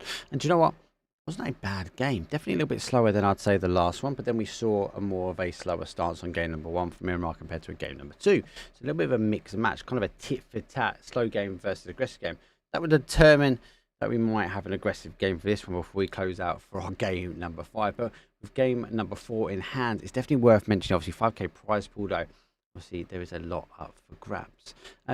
For those that are new here, thank you very much for obviously following. My name is Mark Powell and this is Elite Esports EU. But this is an event covered by Bing Esports. Great production team that is running this fun, obviously with the Dutch Championship 2023 underway.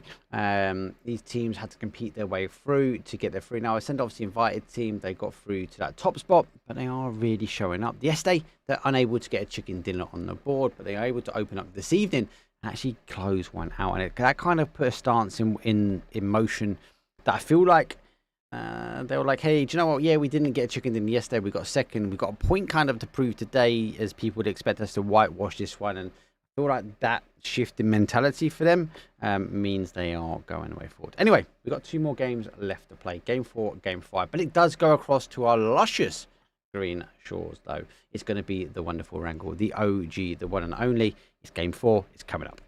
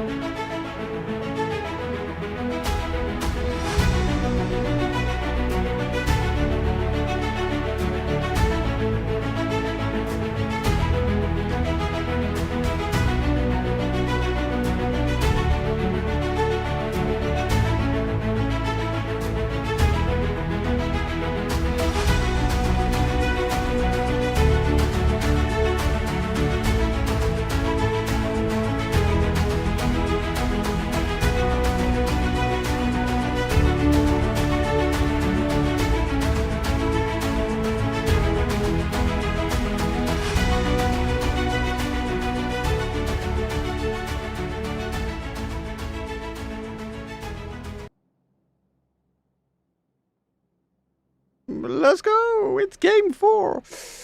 Erangel is up for grabs, and we start with an east, but we go up towards the northwest, and this flame path does really favour that kind of north to northeast side. Does force teams maybe into positions they don't want to be taken, and more importantly, maybe taking cars or hard spawns to get to them primary, especially if you are a late dropper. If you're dropping down towards that Gatka, pushing towards that quarry area, it will be a little bit hot to handle. As it seems though, a lot actually jumping out a little bit earlier. You're now seeing some of these teams eventually jump out, and I certainly do sometimes take that Severny, but it looks like it has been taken by an adjacent team. So it might be Zaki for them. Go late, go safe. I feel like they are waiting for these teams to maybe start pushing them and try and close down.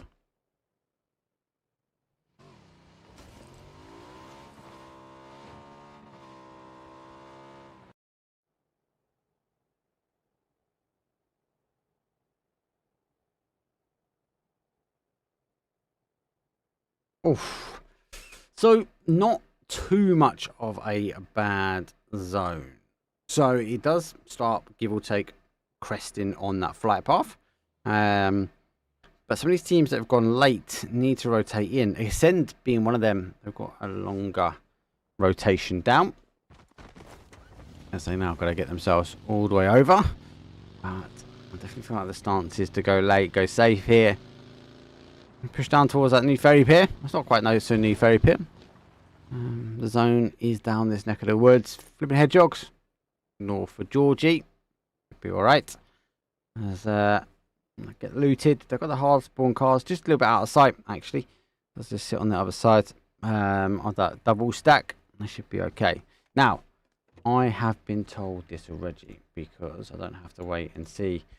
Or go ask production. They have been good. It is at the top there. It means golden mine, extend, spikes, roll up, and drive on is the stance for flipping hedgehogs. Now, don't forget, they actually opened up our finals with a win, and it was an aggressive win.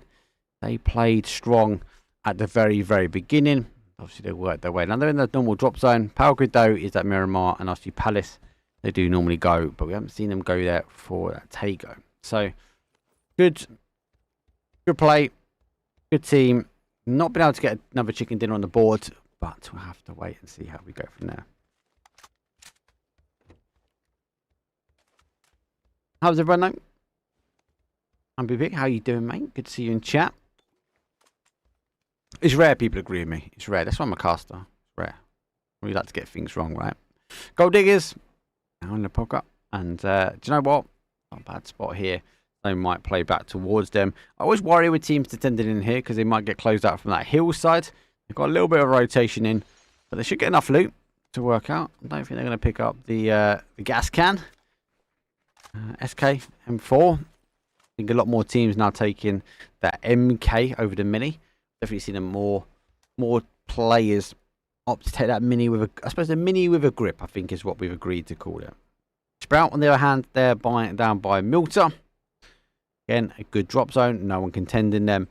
I feel, personally, I know I mentioned it on the last game. I feel like they'd be disappointed they didn't get the ability to stay in after Ascend going out a little bit earlier. Ascend didn't quite make the placement points last time. But they do have such a good stretch on the points. You've got to remember, they are sitting up there 93 points. The closest team is actually 62 points, which is Samla. So a big split. Again, definitely a bigger stance from them from the day number 2. And actually it comes a lot from kills. 65 kills on the board. They've only got 28 placement points so far. And Samla's got 31 placement points and 31 kills. So keeping it super consistent for them, it seems to be the case. Heldham, as we are tuned in with them. Currently sitting in 12th place. They did go down, but they managed to climb back up slightly. 38 points for them in total. But only 5 of them were placement. Actually quite shocking because in the survival round in the last attempt, they were the ones that actually got through, mainly based upon placement. So a little bit of a swing for them. Unable to get the placement points though. But our Dragons taking the shots. They get the first knock on the board already. Gold Digger going to have to try and dip down. Now keeping the pressure on. They don't want to let their comrade go down. Right, let's further out. Here comes the off angle. Does pick up one. eBay Store trying to fight. Does catch though. Gets the head. He goes a second. The drive-by really throws off. Gold diggers. Oh, there's not much of a gold rush going on at the moment. There's a solo player rush, and the bicycle in hand means our Dragons will get 4 points on the board. Good game. Good start so far from these guys. Let's see how they hold out the rest of the zone. Pop jocks. I'm going to rotate past our Sprout team at the moment. Continue to go in and around to the outside edge. In zone. A little peekaboo over the top. I'm trying to figure out if there is a team and where they are. The Sprout haven't pushed down towards this bridge just yet. I feel like they would have heard the cars go by them, but just not in a position. FM, the team, first minute. Definitely didn't take 2 minutes to make the push though on our Crump team. But they were strong enough to make the aggressive stance. Like again, I kind of come back to that push. Do you know what? I think it was the right push. It was the right play for them. No. Nord's gift is taking a little sidestep, hustle on his way out. And so he's going to shift his way. Maybe get a car in front of him, lads. Stop him shuffling his way out towards game number 5. A bit of time though. It's game number 1. At least it's not a tiny zone. You never want to see someone DC. Not in a zone like that. With military being in, I think the question is, does it pull back that way? Now, normally I would say no, there's too much water in play for it to do it, but it's PUBG at the moment. PUBG 2023 is a good PUBG. It's all subject to change, and that is subject to the zones as well. Locker rotates his way through. Undershots from multiple. Nautica gets back. Welcome back, mate. You just shuffled away to another compound. You needed a bit of loot. That was all. That was it. You just needed a bit of loot. To remind everyone of the prize pool, though, it is all the way down to 8th place. So first place will take 1,600. Sorry, not 16,000. 1,600 euros. Second place 1,200. Third will be 800 euros. Fourth will be 6, and then we go our way down. 400 for fifth. 200 for 6th, 7th and 8th will take 100 euros. 5,000 euros in total is up for grabs across these teams. A great little prize pool for this region. FM, they make the push now on Nip, and they go down and out, and unfortunately for them, now down to a solo player. Bit of a random place as well for a team to be this early, I'll be honest. Like that little single bungalow, that little single building, I wouldn't have guessed it'd be a team there this quick. That's normally a late game, late push style. But first minute, they're pretty much out within the first 10 minutes. And their final player now needs to wrap his way around to zone and find a new little home as the bonnet goes flying. And he's under a bit of pressure now from Cramp as well. They've got a nice 2-2 split on the end of Snake. And Jabay takes the shots though. We'll keep sending him on his way towards farm.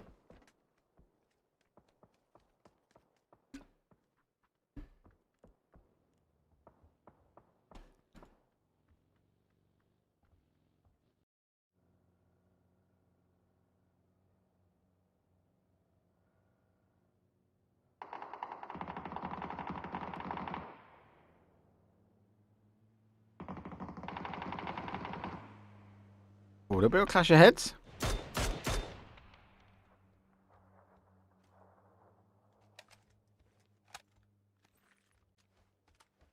As Heldem.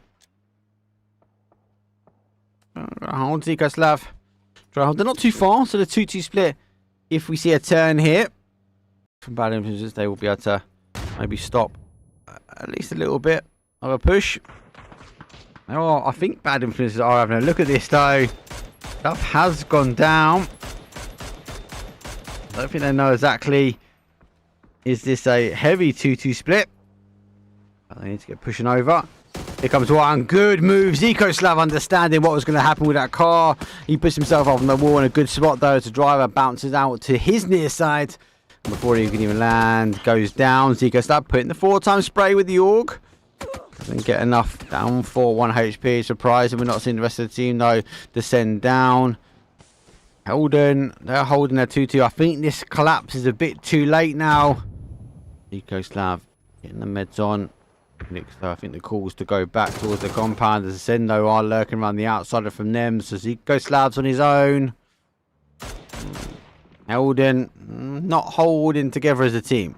Is the call going back now? Here's another call going back. Zico slabs down. That's just going to be too late. 180 that car and get yourself back to that compound.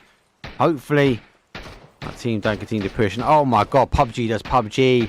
It still holds on to that military island, but it is going to be horrible now for these teams. 15 teams remain.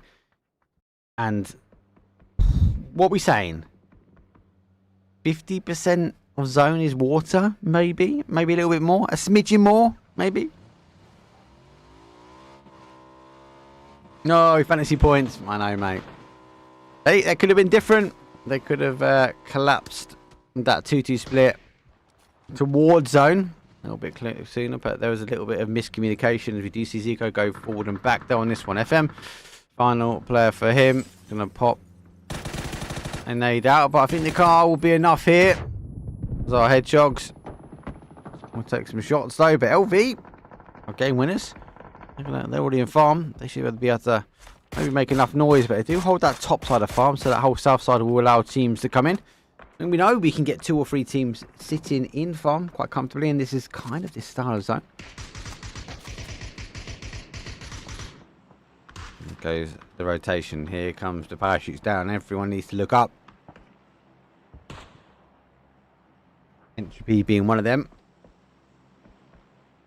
Going down towards Sharkfin. There's no teams there, so they'll be okay. You need to think about what they do after this one. If the zone does play away, we have to lose that water. But when and how, I think, is now down to the PUBG gods.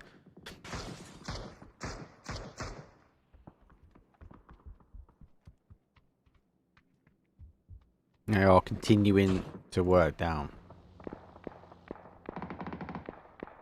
LV here at Helden have crashed in, and LV, they are going to collapse. So that is a wide split for them to happen. No!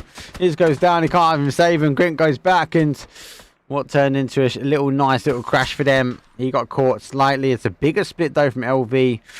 And the damage. Do we see LV completely wrap their way around? Did they even see there are 2? I don't think they did.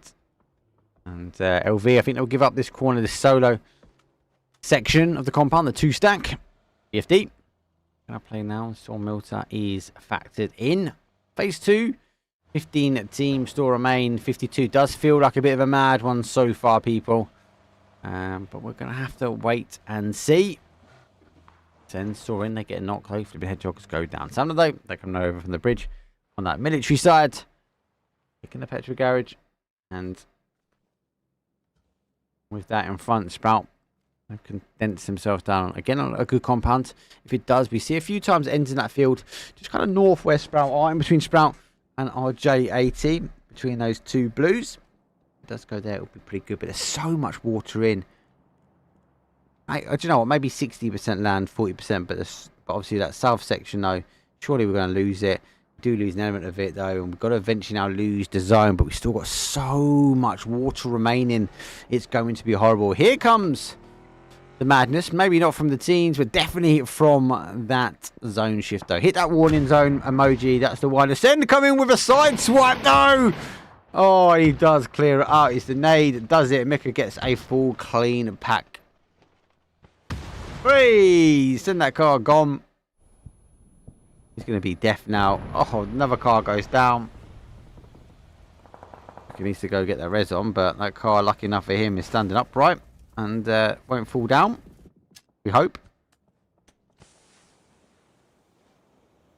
This is, again, do you know what? This is where you maybe see the stance change from these teams. They know to send it down. If anyone has an idea where they are, they might try and go for the stab though. Ricardo taking the shots though. We'll go for the buggies. It's an easier shot though to happen. Shots though do come back. And it's Chris down and out. He is trying to figure out. Teams crossing paths now. Everyone will try and hold something. What we can't hold is the water. There's no creative play for that, unfortunately.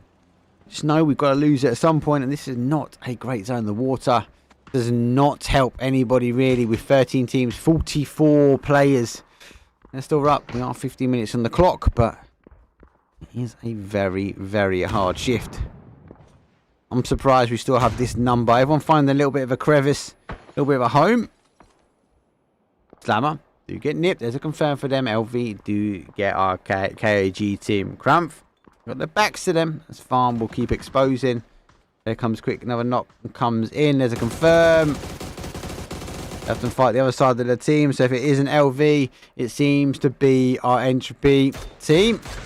Looks like they've actually gone for the tower. As LV gaining some height now in that northwest corner. Hopefully he gets away with it. Maybe those deployable shields. He's got a few of them in his back pocket to be able to cover any third-party action. He's phase 3. So we will now see the next zone. It gets ready to come in. 28 seconds remain. Oh, Cramph under pressure now. It's more util will come through. Jacob though causing some problems. Paints gets a knock on Slammer. Samala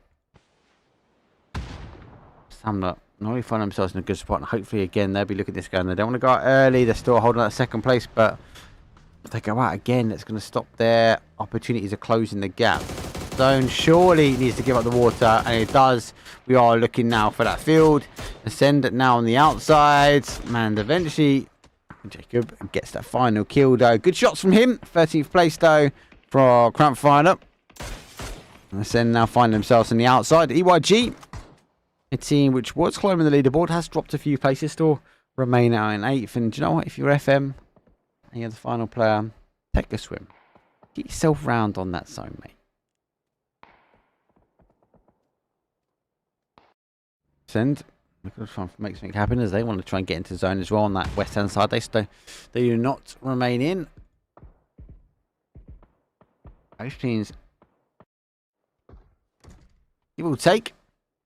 Oh, okay. Bob Jocks are a 2, and they kind of had an argument.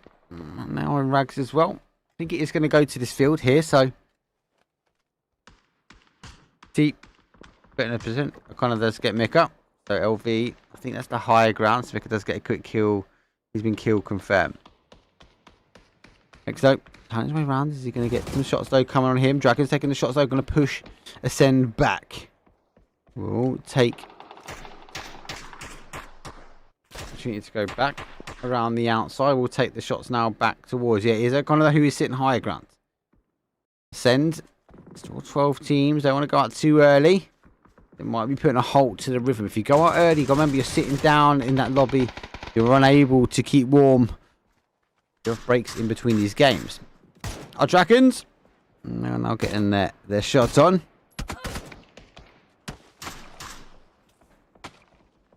Yeah. Try and work their way around. The 10 though with a massive split though. Do take the south side. And FM working in behind. Kilikai will eventually look at that one going, and we are clear. So I do fear. And here comes the mortars again. Yeah, Aranko seems to be the one the mortars are coming from. This third mortar is pretty good. Has been spotted, but is clearly looking for that field area. Kilikai though coming up. Samla. Oh, let's take some shots. Nade going to come ready.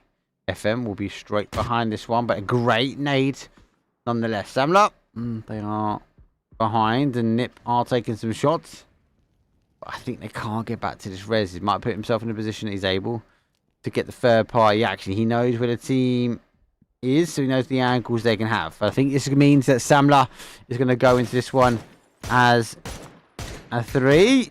Unless they can get those shots, and they can. Ascend go down. Here comes a quick push though. They've got some time. They could potentially get back to him and get the res back in. Samla will know Ascend. You can see instantly they're kind of shaking their head like that's Ascend gone. It means we can maybe take this forward, and they're going in with that extra player. That is a difference between potentially taking a chicken dinner and not. Big crash for them. FM be doing the same. Sprout, those sit in the middle of the zone. Another team eager to get a chicken dinner, eager to try and hold out. A little bit of water remains, but it is that field we are coming back down to. We are seeing the same kind of ending that we saw from the rotation final. As it is a good zone. A lot of teams still sit on the outside, but a few teams will sit on the inside. Res does happen. Be nice and clean on the inside of zone.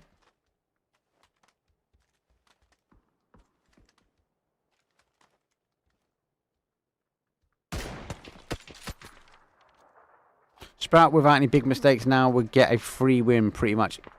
Potentially. They're in such a good spot. The downside to their compound, they can't see too much over their hill. So they are subject to teams. This angle is actually really good, so teams can play up onto that hill. We'll see a bit of fighting. Now, I don't think Sprout will get major kills, especially in on that west-hand side.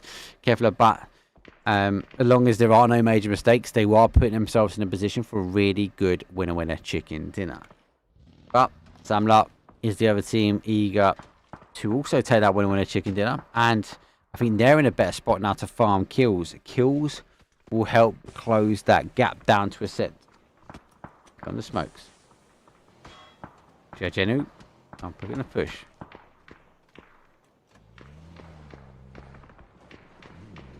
You know, on the outside, I feel like it's got to be a push over to that side. There is a little bowl just in front, so you might see him cut the brakes now and try and hold.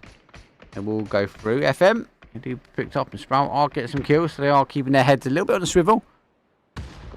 It should be okay. Match number 4, we are best of 5, and Sprout, they are trying to get as much as they can. EYG down to their final player. Optrox though do pick up LV.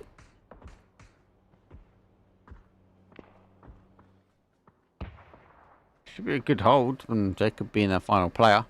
We are still 10 teams though, right? 10 teamed up. Like, we're phase number 5, going to phase 6. This is when we see normally maybe 5, 6 teams, maybe 6, 7 at best, but not 10. 30 players still remain on the battlegrounds running around looking for more points as LV after coming off a chicken dinner. Maybe the mindset of this team's completely changed. Blue Zone nade chucked. Yeah, those going to be right on top. Voxtrox though have to dodge, duck and die. Blue Zone nade going to cause some problems. Going to try and get a med on play, but does get a knock. There goes 1, there goes 2, and Pains using the Blue Zone nade to full effect now. EYG comes out and Pains from Sprout.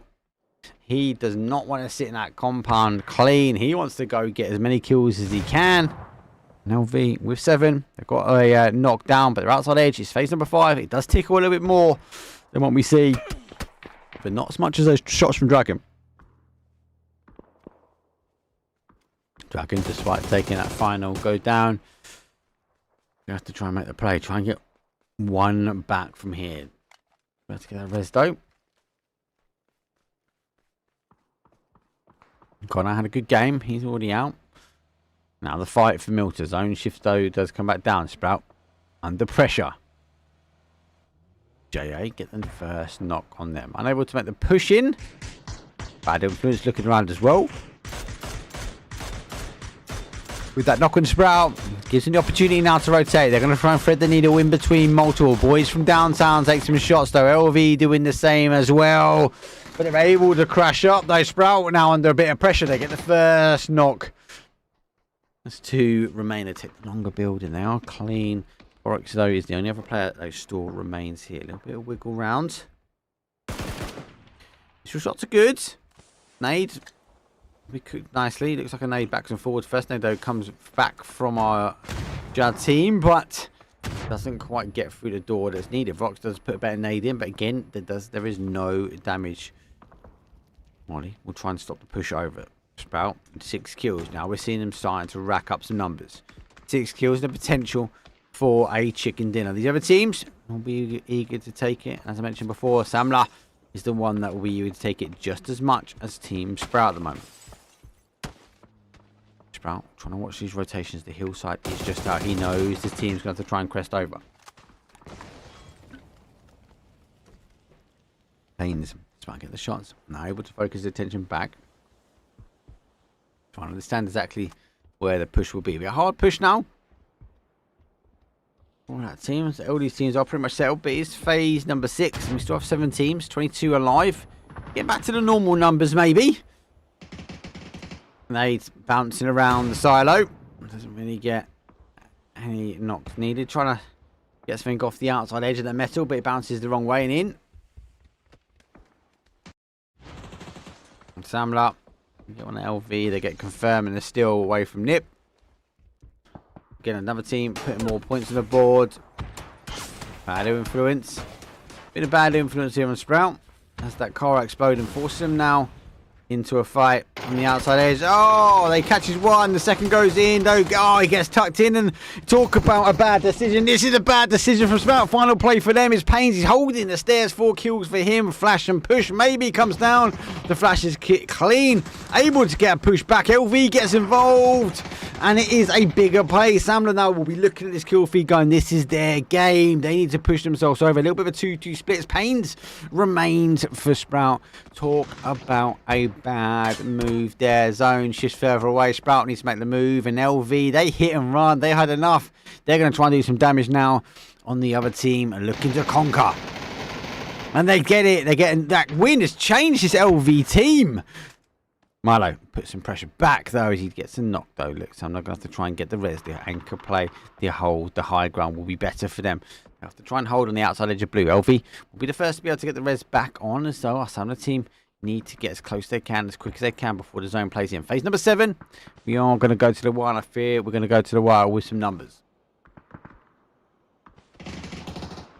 Summoner. Get another knock. There goes a secondary push, trying to keep the pressure on. They're back in control now, Summoner. They'll wiggle themselves back now. The zone is coming back their way. Summoner now getting the res, despite being the second for the res. The hero's res, it was more of a hold and push. And the push now is back to the compound, back to the zone. They've got a bit of cover. It's going to go to the zone, the area just in between the road. We are losing the water. Expected to come to this northwest side. A little bit of fight now is bad influence though. They are the only team now remaining on that east hand side of the zone. 5 other teams do pick themselves on this west hand side, and there is no cover. It's going to be a field ending. This is going to be a tough ending, a tough end zone for most of these teams. Some of these teams are already out, might be counting their blessings. Again, it's going to come down to who has the utility in play to be able to close out. LV, they go down. Pains, but it's another point on the board for him. BFD, though, no kills so far, but they've had the good area. They're in the placement points, though, as we have got 5 remaining. And they are the ones that need to hold out this team. Bigger picture, though. Pains getting another kill on the board for them. Sprout, despite having not luck fall their way, they are still making the most out of here. Let's see if he can get anything out of here. Bad influences, though. Go down to a 2. They're still holding the outside edge though, as our BFD make the push. Boys from downtown are getting picked apart. The final player just saying it's a man's hold here. The question, he should be able to get one of those reses as well. Needs to get back up. The cover is on his side. Sam, though, is not, as they've already wrapped their way around. Would allow Pains, it's a solo entity, take some shots back towards some bad influence. They're going to go for the solo play. Expect this to be a 4v1, v1, v1. But the 4 is split. See some out there waiting on the outside edge. There we go. Bad influence, get another one. And surely, this is a Samler SLR win. Unless they get picked apart by these solos, and maybe the solos are the ones that can cause damage. They are currently sitting on, I believe, is around 62 points. Oh, no, sorry, it went for 82 points, sorry. Had a quick refresh of my leaderboard. So, yeah, they are, I suppose, in grasping distance. A good game here, and a chicken doner will allow them to close. I can't quite remember. I know Ascend had some kills. I don't know. No, I think it's 62. It's 62. They will be able to close the gap down. Some not. You got to think it's going to be them, right? 62 points on the board and push. 7 kills.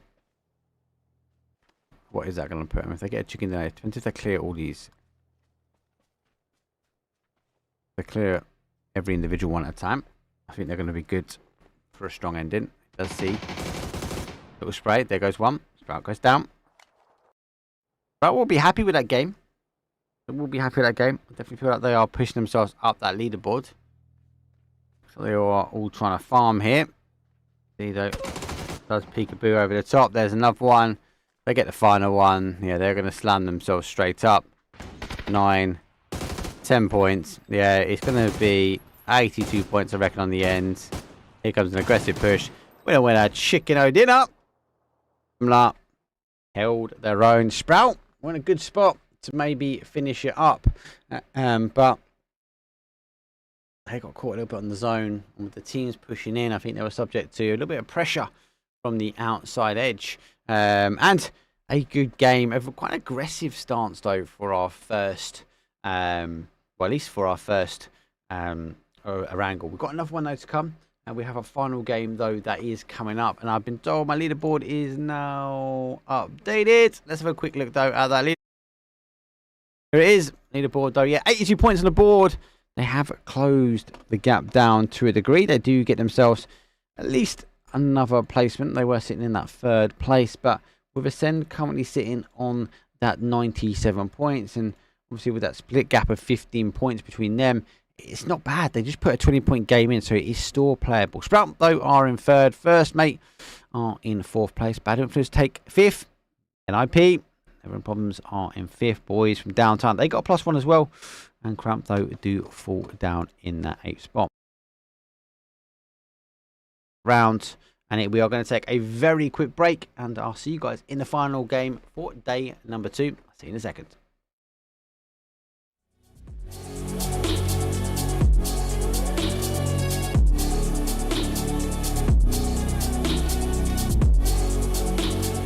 Picking that stuff to you with that sound.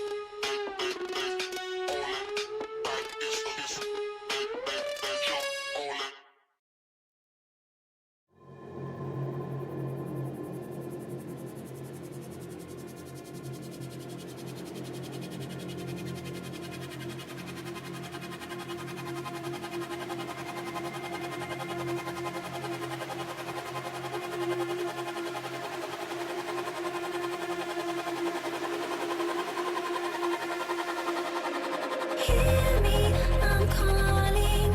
Catch me, I'm falling.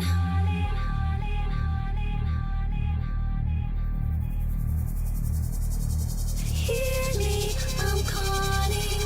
Catch me, I'm falling.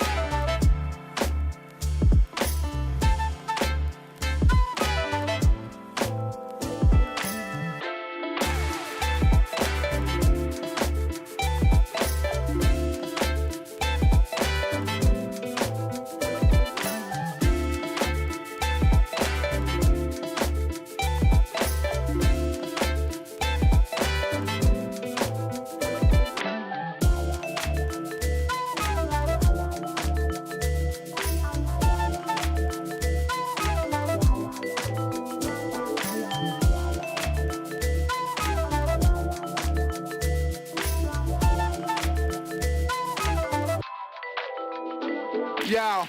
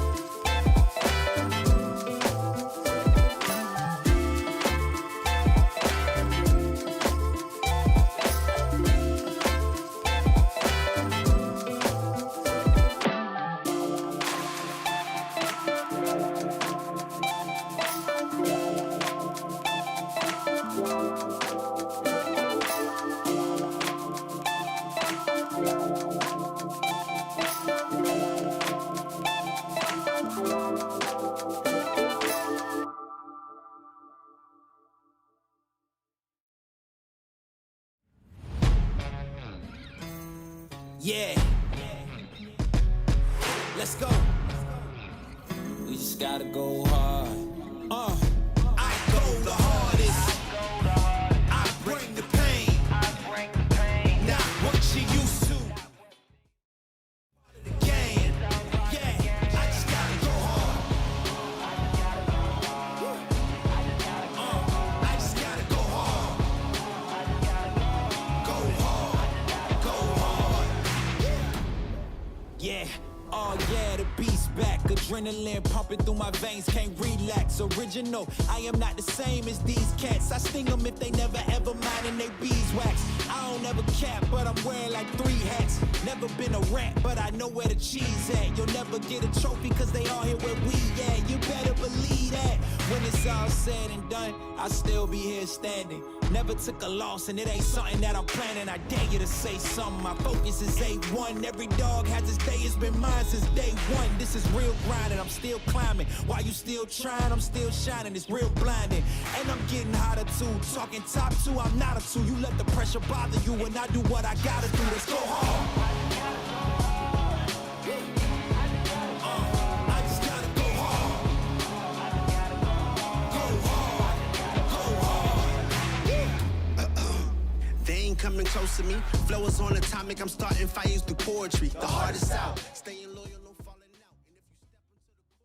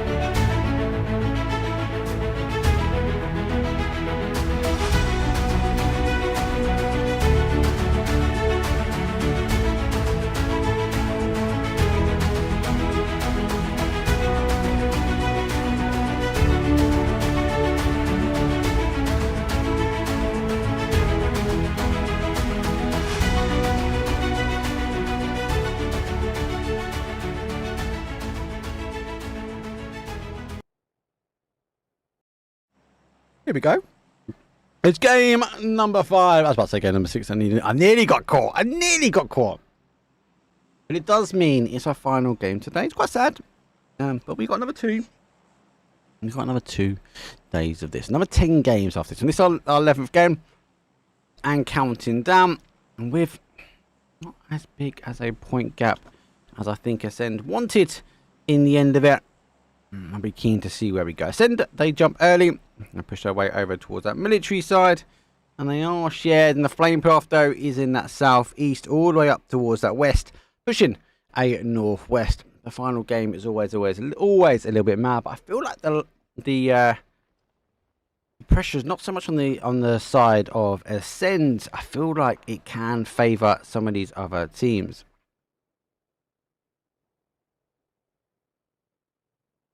So, plane done. There's no real hot drops. Some are descending themselves over a little bit more. And I feel like we wait. Some more seconds. Zone will appear. Centralized zone. Not bad. Not bad. We've got to ensure that the teams will go for it. Exclamation mark Twire will get that one. There you go. Leaderboard though. Ascend is up in first place. I can talk through it while we're there. Samla, after getting a chicken dinner, they closed the gap, but they don't gain any points. So they were in second. They ended up in second.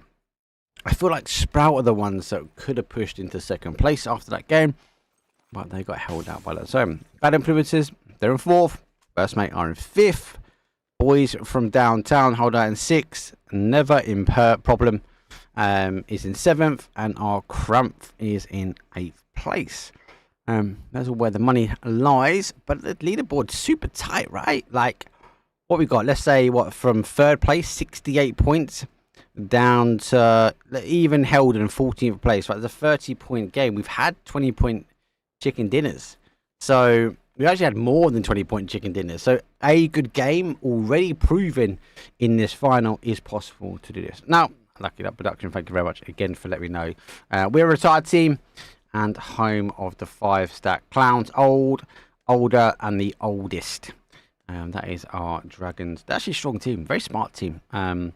As I said, Gibson in that conversation before, I want to end a little bit closer up, but not as out as quickly as we see our FM team. First minute around quite quickly.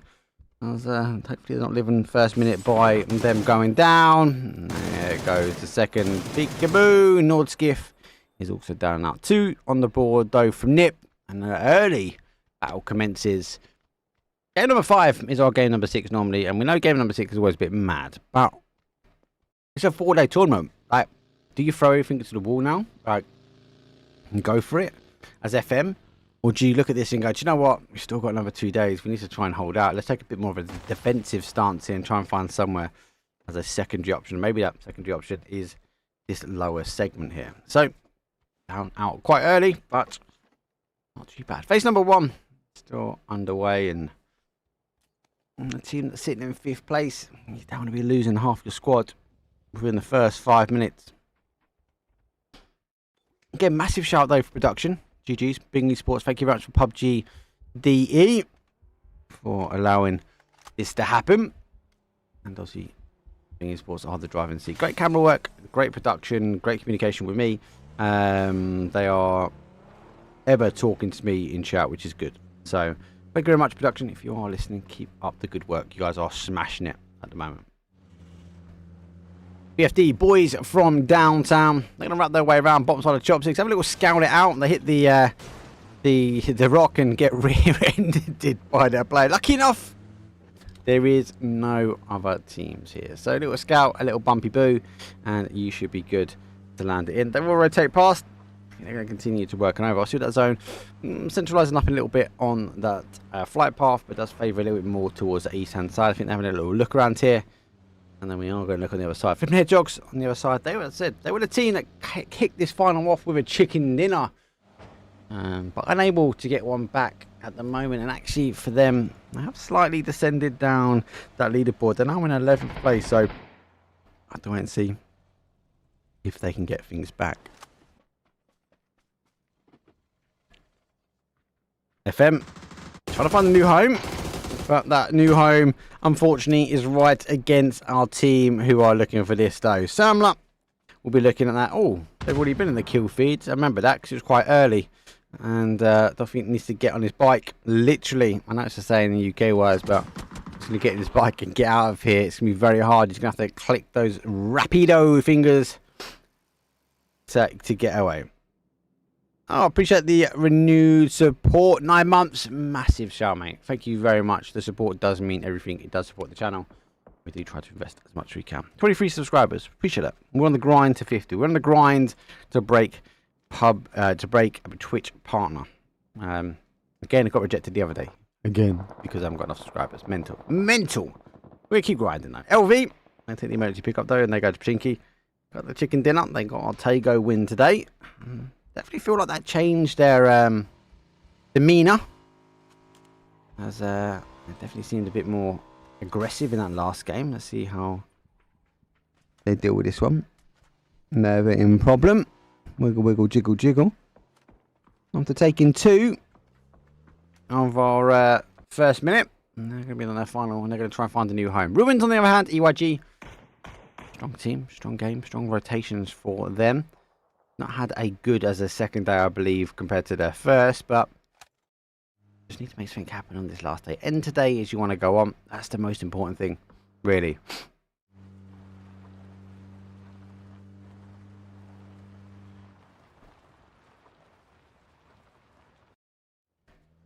Teams, I'm going to rotate their way around.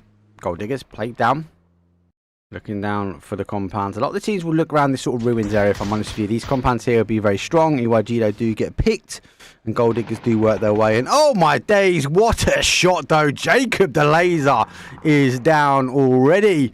And our EYG, Entropy, they're being split slightly. They're taking the prime real estate here, but multiple teams crashing in, taking it away, snatching it away in their final game for day number 2. It's Chris. Will send his way up and over the rotation of the bridge. Voltrox, though, are the ones camping out on the other side, but I don't think they'll be looking up high on the metalwork, though, for him. And they jumped early. Just going to see him. Oh, does get the mortar in way. So Voltrox be like, someone's watching us.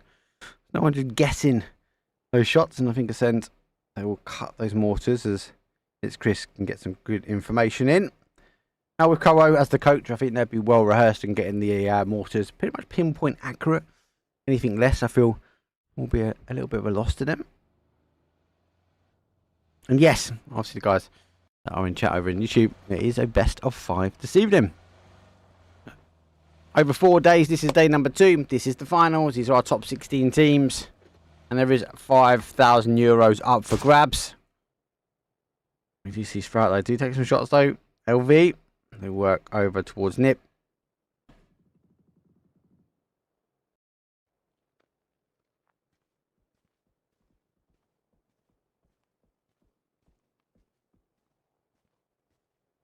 They're very sneaky.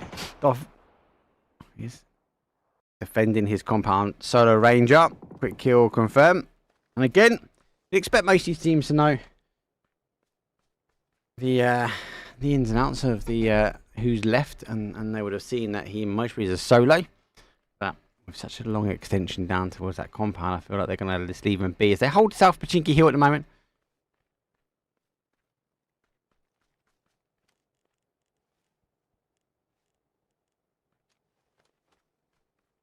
Grump. A bit more peace and quiet. Oh, we love this. This now is such a good update. PUBG obviously cleared some of these docks, and it didn't take long before the teams to go, actually, that means I can put cars now on the boat.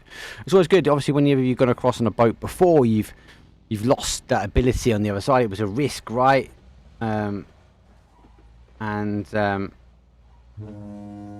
They would then lose it, and obviously you have to get off, then you have to run. But this time around, you can now keep the cars in play. And they know which side is going to dock on, because it's always the same. And maybe you have to wait this one out. Zone, it does shift down their way, and actually it's not too bad. Tighten itself down, does center over. Can we not get a Pachinki in the end? Please. It's game 5. For the players, it's going to be horrible. And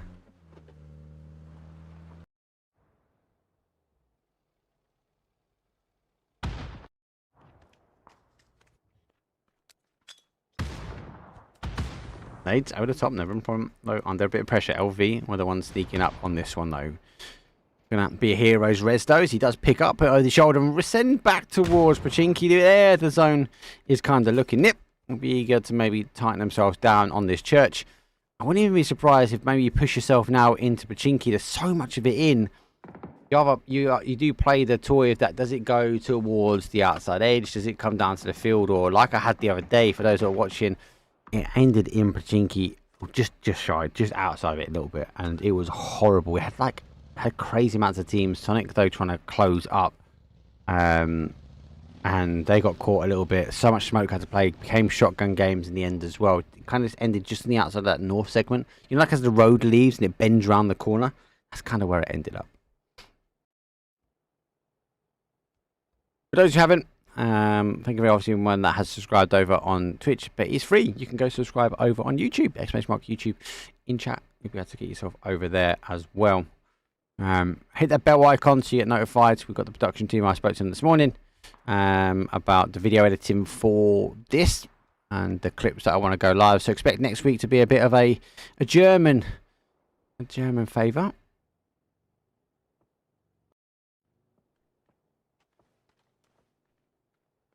Teams. Well, I'll try and hold. I was going to play definitely a lot slower. I felt like today was backwards and forwards. Game 1, not so. Game 2, mental. Game 3, not so. Game 4, mental. Game 5, not so. It's definitely, it seems like these teams want to take a little bit of a break in between the games. But, wait and see. Flipping Hedgehogs, they're going to be pushed now. Gold Diggers, they are going to breach over the top. And Flipping Hedgehogs, though, will get the peekaboo on towards Gold Digger. They're going to tighten themselves down. And they obviously take DYG, though. They did take the compound away. Here comes that ferry pull up. And the cars will descend off. There's no one really down there either. I think the closest one is the compound. So it should be clear to rotate.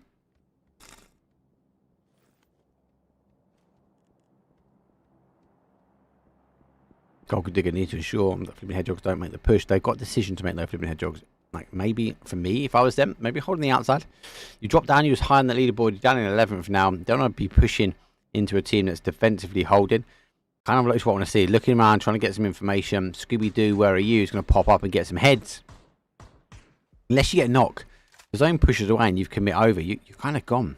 Here comes the zone. It will pop, and I think this is what we're going to wait for. Maybe if the zone continues to hold here, they will now push their way in. We do a little bit of water on that south side. And here we go. Oh, no, it's going Pachinki. It's going Pachinki. Here come the fights. 15 teams, 57 left alive. Gold Diggers going. Do you know what? We're going to make some shots. We're going to lose Scooby-Doo in the grass. But Flipping Hedgehogs, I think they've done the right thing. They did hold. They did wait. They're going to rotate their way around this one. Not getting themselves involved in a flight. And push in on the other side. Gold Diggers, though, they're going to try and take some shots. They go around. Flipping Hedgehogs, though, can potentially hold up. And now gatekeep Gold Diggers. So the gatekeepers become gated themselves. Now they got to get themselves in the car and ensure they don't get caught. But they could push their way towards that fields over on that east-hand side. Here comes this full descend. Voptrox must be going to take the pipe work, though. Crampfeld up. They're already in. They take the compound, which is on the outside. Ascend, take the high ground, though, on the outside of Pachinki. So Pachinki Hill taken by them. That'd be quite dangerous. JA crashed themselves in as bad influence. They say no towards the end of the pizza. They push themselves a little bit further down. They've got to get away from this one. No kills for them. It's so hard. There's going to be so much. There's going to be so many sea of colour descending themselves in. Helden also the same. EYG already in here. LV played themselves in as well. Voptrox, as I mentioned, they're kind of tinkering on the outside edge, but they are here. I think they're praying for a field ending. It's going to be mental. Mental game.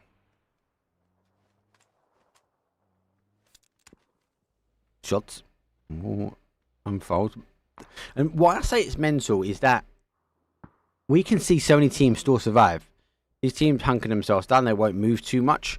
So we might see Voptrox. They've got a massive split. Unless someone else plays into that dip, they'd be fine. So unless someone else plays into these sections that bad influence are, they'd be fine. Helden the same. If no one plays in towards their compound, we'll be fine. There's still gaps as well. Teams can still descend in towards Pachinki as well. And they're still outside edge. So there's a couple of compounds still remaining on the outside. So I can't see many teams going in the early phases. Gold Diggers. Going to put the smoke and they are refusing to go down.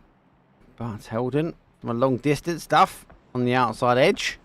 Let's get a knock. I think he's eager to try and get anything he can. They won't be able to see exactly where they pop up and they go late with the push.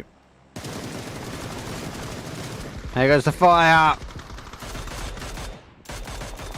And surprisingly, I have seen it's going to go. I've seen people go down, right? I've seen people go down to that one. Whoa, golden words. I see. I don't know about golden words coming from me, mate. Here come no gold. They're going to send themselves down in towards the depths of hell. And I think the guess is how many teams are going to survive. Oh no, here come mortars. So, Pachinki still holds. Looks like we are going to end in that field on this west-hand side. They're sending such a good spot there, Rex. We're going to have to try and hold that Sprout on the outside. Payne's tink on the edge as he goes down. Might we have to have a little look over the top. Mortars. The power of the compound now comes from the mortar. Oh, we lost the camera feed. It's right. We've got his Chris. He's at the top, though. Get the M249. I'd love to see his face when he's got M249. I feel like he's going to be a different facial expression. Getting kills. Yeah, get eBay. Sprout watering exactly in front of him. I don't know if he's sitting here. They might pick him up though with the car as they rotate past. He's going to sneak his way down. He's going to cause such a horrible angle now. The rest of this they need to try and stop the push here from Sprout. At least stop him on the hill. Give them the capabilities to try and push up. They might look back though at that and seen, hey, there's a car there that potentially is a player. So they do pull down a little bit further in towards the dip into the valley here. But Sen can split them. Dragons will stop, though, the push over from the South Pachinki Hill. But they need to come in themselves. Sprout will get a bit of freedom and movement. But yet again, we've got 15 teams, 56 players. We haven't really lost anyone. And we're phase 4 to phase 5. It's Chris. Gets the first knock, though. BFD, go down. Here comes the more mortars inbound.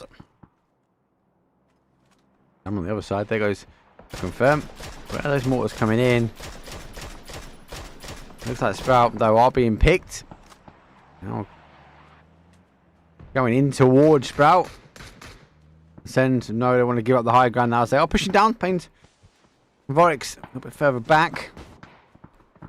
Now trying to hold. The Dragons might cross over on the other side. Might be causing some issues as well. They have got some of the resis back on. So they are back to a 3. And Flash goes over the top, though. Trying to make the push here.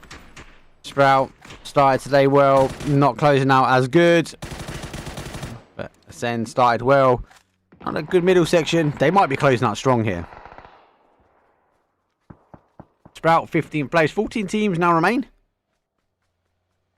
And you got to fear. Dragons put themselves in a nice little crevice. They'll be okay. And now set on the outside though. Mecca does pick up eBay. eBay gets one. It's going to be the isolated one. Rex on the outside edge. And there's that confirmed done. So we'll be able to get the rest to him. Ascend, it'd be a hard push, but do you know what? They've got nothing to lose. They're top leaderboard at the moment. Just going for it though. Just pop over there. Gets one. Kill, confirm the smoke working against the Dragons there. Flash back. More flashes keep going on the outside edge, trying to get rid of the pit spatter on the sand. The zone will come back towards Pachinki. It's going for the field. As now, you've got to think about where they want to come in. Ascend, pushing forward. Is it going to aggressive? Are they going to roll past? We're going to see a drive-by. Nades, though, come back right on top, though. Got to be cautious, though. Kukai has to just hold slightly. Here comes Ascend. Does see the heads of the Dragon. No, here come the shots. Beryl in hand. 1, 2, down. Nipdo on the other side, though, running over themselves. You do not want to be doing that. And it comes down to sending yourself down. You can really see Vop trucks knowing that could be them in the dip. There, you can see those little blue icons running straight down towards the end. They think that's where they've killed themselves over. Good nade goes in. Doesn't quite get the confirms they want. Dragons, though, do go down the other side. Hopefully we flip now into that action, though, and we do.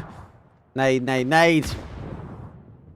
And unfortunately for Never in problem. Problem is, you can't run over yourself, lads. Can't run over yourself. Gold dig up. Sit firm. They've been here for a little while. They teased on the edge. A little fight. So the LV and Helden now pushing to the top. EYG, they will push themselves into the corner. All these teams send down towards this west-hand side of the Pachinki. Boys from downtown. They're going to go for a huge dips attempt. They're going to get the 2-stack. Surely they're not going to get it clean. The car's rolling in. They're going to try and hold on the outside there. And the door's closed. Bad influence goes, no, that's going to be a bad influence on me. I'm going to let the rest of the teams. Going to catch not just one. There's 2. There's 3 down as well. Final player now tries the hole. What a ditch attempt. The nades go through the door. He's going to pick up the last one. Surely not. He's going to run in on this. Don't run inside. Wait for the nades to go. Now get the res. Then push upstairs. Let the nades burn. Lucky enough for him, or you would have thought some teams would have got in.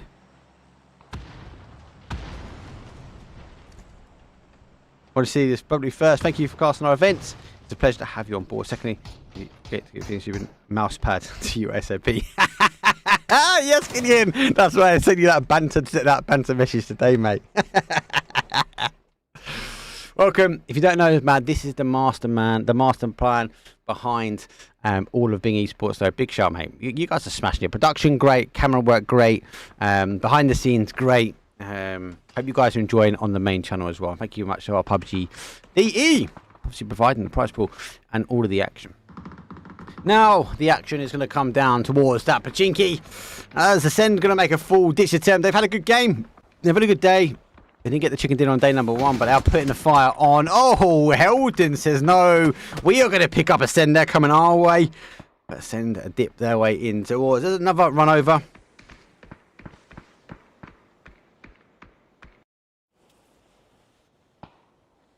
In German, digger is a word for mate, bro. Dude, it's a kind of wordplay. Oh, mate, I need to be cautious.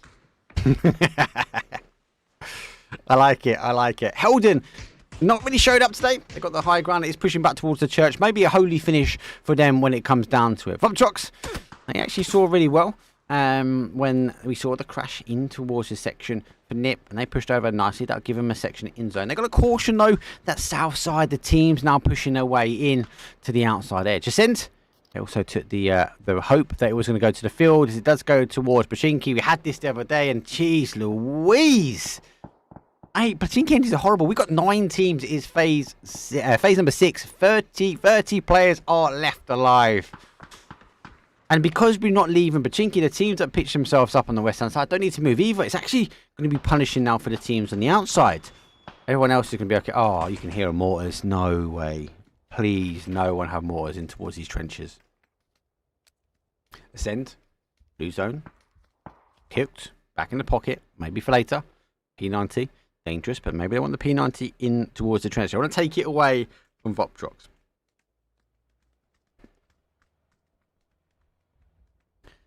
Now, it's going to be the calm before the storm. It's phase 6. Question for chat. How many more phases are we going to go with 9 teams? Maybe we're going to go to 8 after this one. Maybe we hit the point part. I don't think I can get in. Crumph, I find it quite hard to get in the cars. So they are going to make a play. Maybe it's a huge rotation round on the west. Take it wide, take it slow. Actually, no, take it wide, take it as quick as you can. As the zone is now going to push them in. LV will get some shots in there. Everyone else in the dip won't quite so. Voptrox won't. Ascend really won't. But we are Gold Diggers will. And remember, they took the emergency pickup. They used that utility to the best of their advantage. Heldon, they do pick up one. They are in the church. They got the high ground. There goes the second one. Nidix though putting some kills on the board. Grint confirming them out nicely. Get yourself on your bike, lad. We love it. Cycle, cycle, pedal, pedal in towards the final zone. Heldon, if anyone's going to make an early call for this one, woo, I think you're going to be putting the work in. 6 kills. They've not really had the best day today. Maybe, as I said, a holy ending will come on this one. It's only 5 games, so it's best of 5. It's day number 2. And yes, I am still waiting for my mouse pad. Gotta love the rotation. I love it. Well, that was a good event, mate. That was a really good event. And you know what? It went down to the last day, Gideon. So hopefully today is going to be the same. No way can Gold Digger get caught slipping like that. Voptrox going out though as Ascend lose one. P90 doesn't want to come out just yet. Oh, hammering from the other side. He's got to go out the back. He's got to work his way back down to his team. I would have thought he'd have played back down. It's Chris has the off angle for him, though, as the smoke and the utility. Voptrox and Ascend can't burn it all here. I know they're under pressure. It's like a firing line from Pachinki. No one else in Pachinki wants to fight each other. It just seems like they want to fight everyone in the trench and the outside. Voptrox, though, losing more. P90 still up, though. Kidikai, and it's Chris holding the outside edge. The smokes will eventually give away, and maybe Ascend will put another couple of points on the board because they are crawling their way. A little couple of freebies. Here comes the P90. There's one. Kind of a little kill and stab. Let's catch the player. P90's going to hit hard and it hits home. Ascend. They're going to lose one. It's Christo down the other pipe. He's on the other side. Not going to be able to get the confirm. And hopefully Voptrox might be able to swing their way a little bit closer. Let's get a flash. Double checking back. And it's Christo putting himself in a better position. He's in zone. Voptrox. Do you go get the res or do you not? P90, you've got to power up, right? You're going to take this on your own. Now we're going to see the attention as the zone pushes back in towards Oberchinki. I called it a little bit earlier. I'm really sorry, chat. I'm sorry, players. This is hectic. Most importantly, I'm sorry for the observers. Why? Frames, number 1. 2, who do you watch? Because it's all going to kick off really quickly. 8 teams. We've only just made it. We've made it to the point pot. Well done, everyone. We've made it to the point pot. But we're phase number 7. We've only got 2 left. We are coming in towards phase number 8. So it's going to go fast and quick. I've taken a breath. It is going to be a bit of time. We'll slow things down because I feel like it's going to be a mad ending. If you have to call it now. Who is going to be taking this zone? Who is going to end up with the winner chicken dinner in the Pachinki on game number 3? For me, I'm going to make the call that it could be anyone in Pachinki. No, look, do you know what? If I had to call anyone, I think my logic is going to be for Helden and then maybe EYG because they sit on the outside edge. They sit in that sort of north section. There's definitely more a contention of teams really down this sort of south side. So I feel like the south's going to fight and maybe Helden, EYG, maybe duke it out at the end. They could make some big mistakes. We saw Sprout make a big mistake a little bit in that last game. Actually, I'm not going to say mistake for them because they kind of got crashed from teams. They just couldn't deal with it quick enough. But there's that zone. Oh, here we go. A couple more zones to go. Yeah, no, we are. I've let the production know. It's actually one of the observers. There are multiple observers, but it is one of them. But thank you, Sid, for letting us know, mate. I think most of them are on point. Production are fully aware of it, but we're just going to let it roll out. They've actually already ended. They've already gone for a cup of tea. A Rosie Lee. Voptrox did go for the res, so they're going to take 2 now into that one. Isn't too bad, Sid, but we'll go with it, mate. We can get a fathom of this madness. Helden, though, gets LV. Here comes phase number 8. The zone is descending its way in. 8 teams still remain. Gold Digger, who was holding out Hedgehogs, who then had got leapfrogged themselves. They used the emergency pickup and descend themselves somehow into Pachinki without getting shot. Blue zone nades. Very, very dangerous with these style endings. That's the utility you really want in your back pocket. Now, smokes. They will send the frames away. Anyone with an old GPU will be saying goodbye. Hopefully, we don't get any lagouts. EYG, as I said, they're one of the teams for me that are sitting in that top corner. They'll be okay as long as we don't see any push round from my J80. Dodge, duck, and dive. Phase 8. Oh, it's going to be horrible. The action, yeah, there we go. It's going to come from that side. The smoke's being used to take away any line of sight. It's good use. Recently, I'd definitely say within the last year, we see more of that. Historically, it was get the smokes and I'm going to run my way forward and push myself in towards the end zone. And now we see actually smokes used to block shots. Force the team to go get another angle. And actually, when you're backed into a building, they are the best ones to have. Bad influence. They need to get an influence now on the zone. They do get another confirm. 5 points for them. Watch the blue art, watch every angle. You've got to think as well. The minds of the players, they're going to hear the sound cues of the teams running past them, though, and they didn't hear, though. Voptrox rolled in underneath, and there's too much sound. You've got to get the sound cues up. The smokes are going to be not helping this one. Bad influence, though, down for a 2. Voptrox making the push, and the P90 is going to end it. He throws it down. A suicide by Molly as they will roll down. Bad influence, say goodbye, as he does pick up one with a nice little kill. There's the Sem player, though, crossing over the path. The dot goes into the middle. Bad influence, though, so don't push me because I'm going to take you down with it. Christos remains, though, 8th place for Ascend as they get the first set of the placement points. Voptrox down to their final player, so they go from a 2 to a 1. Lucky they got that res in the end. I like that. He saw death by destruction. He got a glimmer of that P90 coming around. He just looked at the floor and went, nah, mate, taking me? I'm taking you. Phase number 9, we're going to go in. 2 minutes remain before these teams go. Jar will try and hold on the outside angle. There goes Voptrox, final player for them. The Groza hits hard. That's a strong hit, though. They got 4 strong. 6 teams now remain. That means nothing in Pachinki in the smoke, though, as you won't be able to see too much. And he goes in on the outside. He's actually in chat. Give him a follow. Give the pro players a follow. They're in here. working their way down. You guys should be in the main lobby. This is the backup lobby. This is the English lobby. This is the I can't see anything because of the smokes lobby, and held in clear LV. Now we go for top 4. JA got the 4. Elden lose 1 with a 3. JD get the 2. And EYG solo player still hiding himself out. I think if I saw quickly, he already moved closer to the end zone. Is he closer to the end zone?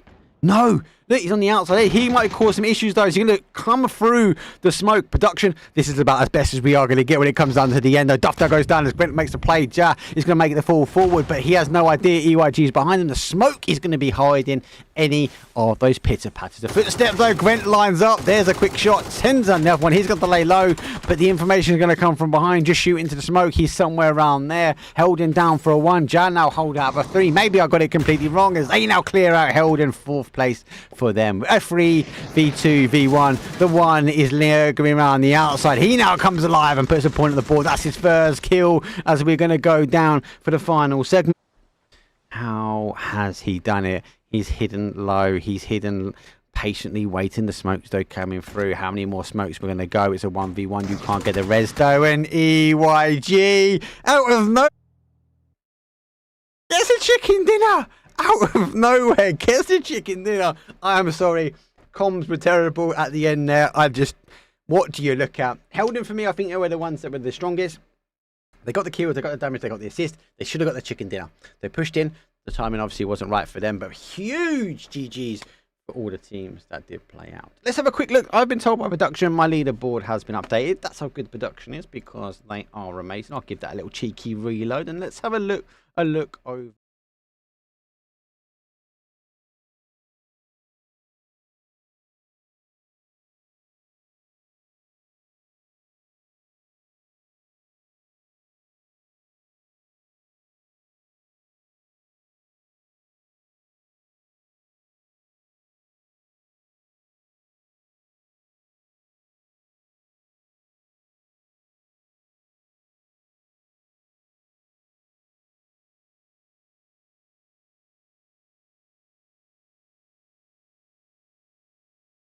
So with the leaderboard now updated, Ascend though do hit the top spot though. 105 on the board. GG's from them. 10 games done. They number 2 finished up.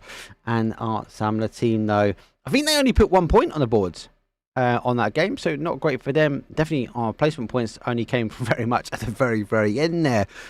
So we've now a 22's plot for them. I felt like today they kind of chased down Ascend. They were chasing them down and working their way to Magic. And obviously then Ascend just was able to forget something from that last game.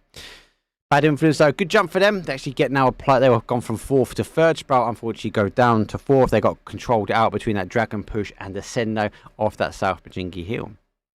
Charge NEU, our JA team, nice little movement for them. They put themselves a little bit further into the money pot, taking up 5th place as Entropy also get a nice little jump there. And more importantly, chicken dinner with only 3 kills, 13-point game, puts him up on 62. First minute in 7th though, and our boys from downtown, they hold up in our 8th spot. Games, really, really strong games. I've actually been really impressed though, not with just the caliber of the production and the organisation for this one, but actually for all the teams. GG's everyone from a very, very strong section of zones. Oh, thank you very much for the Prime subscription as well, Lucas. Sorry, mate, I didn't quite see that. Now pumps in chat. There you go. It's a bit mad there at the end, mate. A bit mad at the end. We are grinding our way towards that 50. We got rejected again for Twitch partnership, mate. That's woe is my problems. Back to the games. So strong games. I feel like at the moment it's kind of a slower game. Teams kind of feel themselves out. They're trying to get the rotations to try and work out what they want to do. And then we see in more an aggressive stance on the second game, or in the other way around, we saw an aggressive first game yesterday and a bit more of a passive second game. So kind of aggressive, passive. Super strong. I do like it. I do like to see it. It means that the high IQ level of these teams, as they are trying to ensure that they can get as many points as possible, because it's not just about the placement points. It is also about those chicken dinners. And look at that. EYG in a position coming down from a 0 kills, getting a chicken dinner and putting 3 on the board though. 13 points, gets him a little cheeky +5, and more importantly, into the money pot, because this is up for money. Anyway, that is going to be it from me. I will see if we can get another caster back in. We had the pleasure of Gibson Cast covering us for a couple of this morning, or the early games.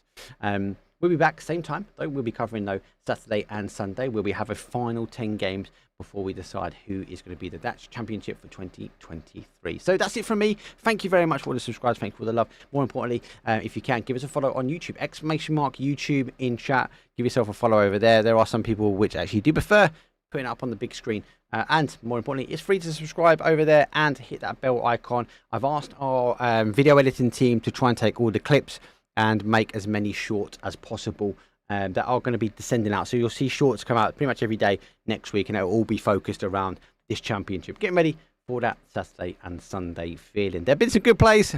I definitely feel that's going to be a lot of clips though from that last game. But that's it from me. Thank you very much. And again, everyone, thank you very much, PUBG DE. And thank you very much for every production, everyone in chat. I will see all you guys potentially for the week. But more importantly, I'll see you Saturday and Sunday.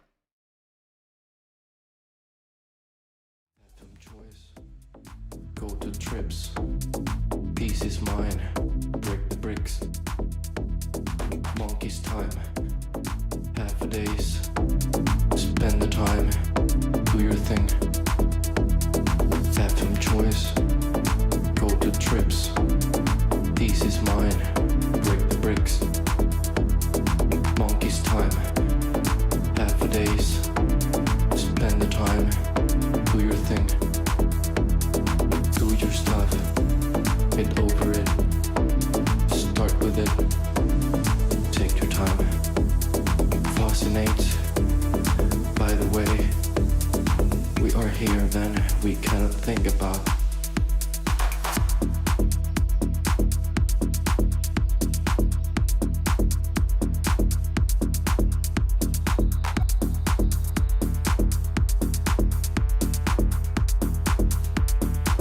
We cannot think about.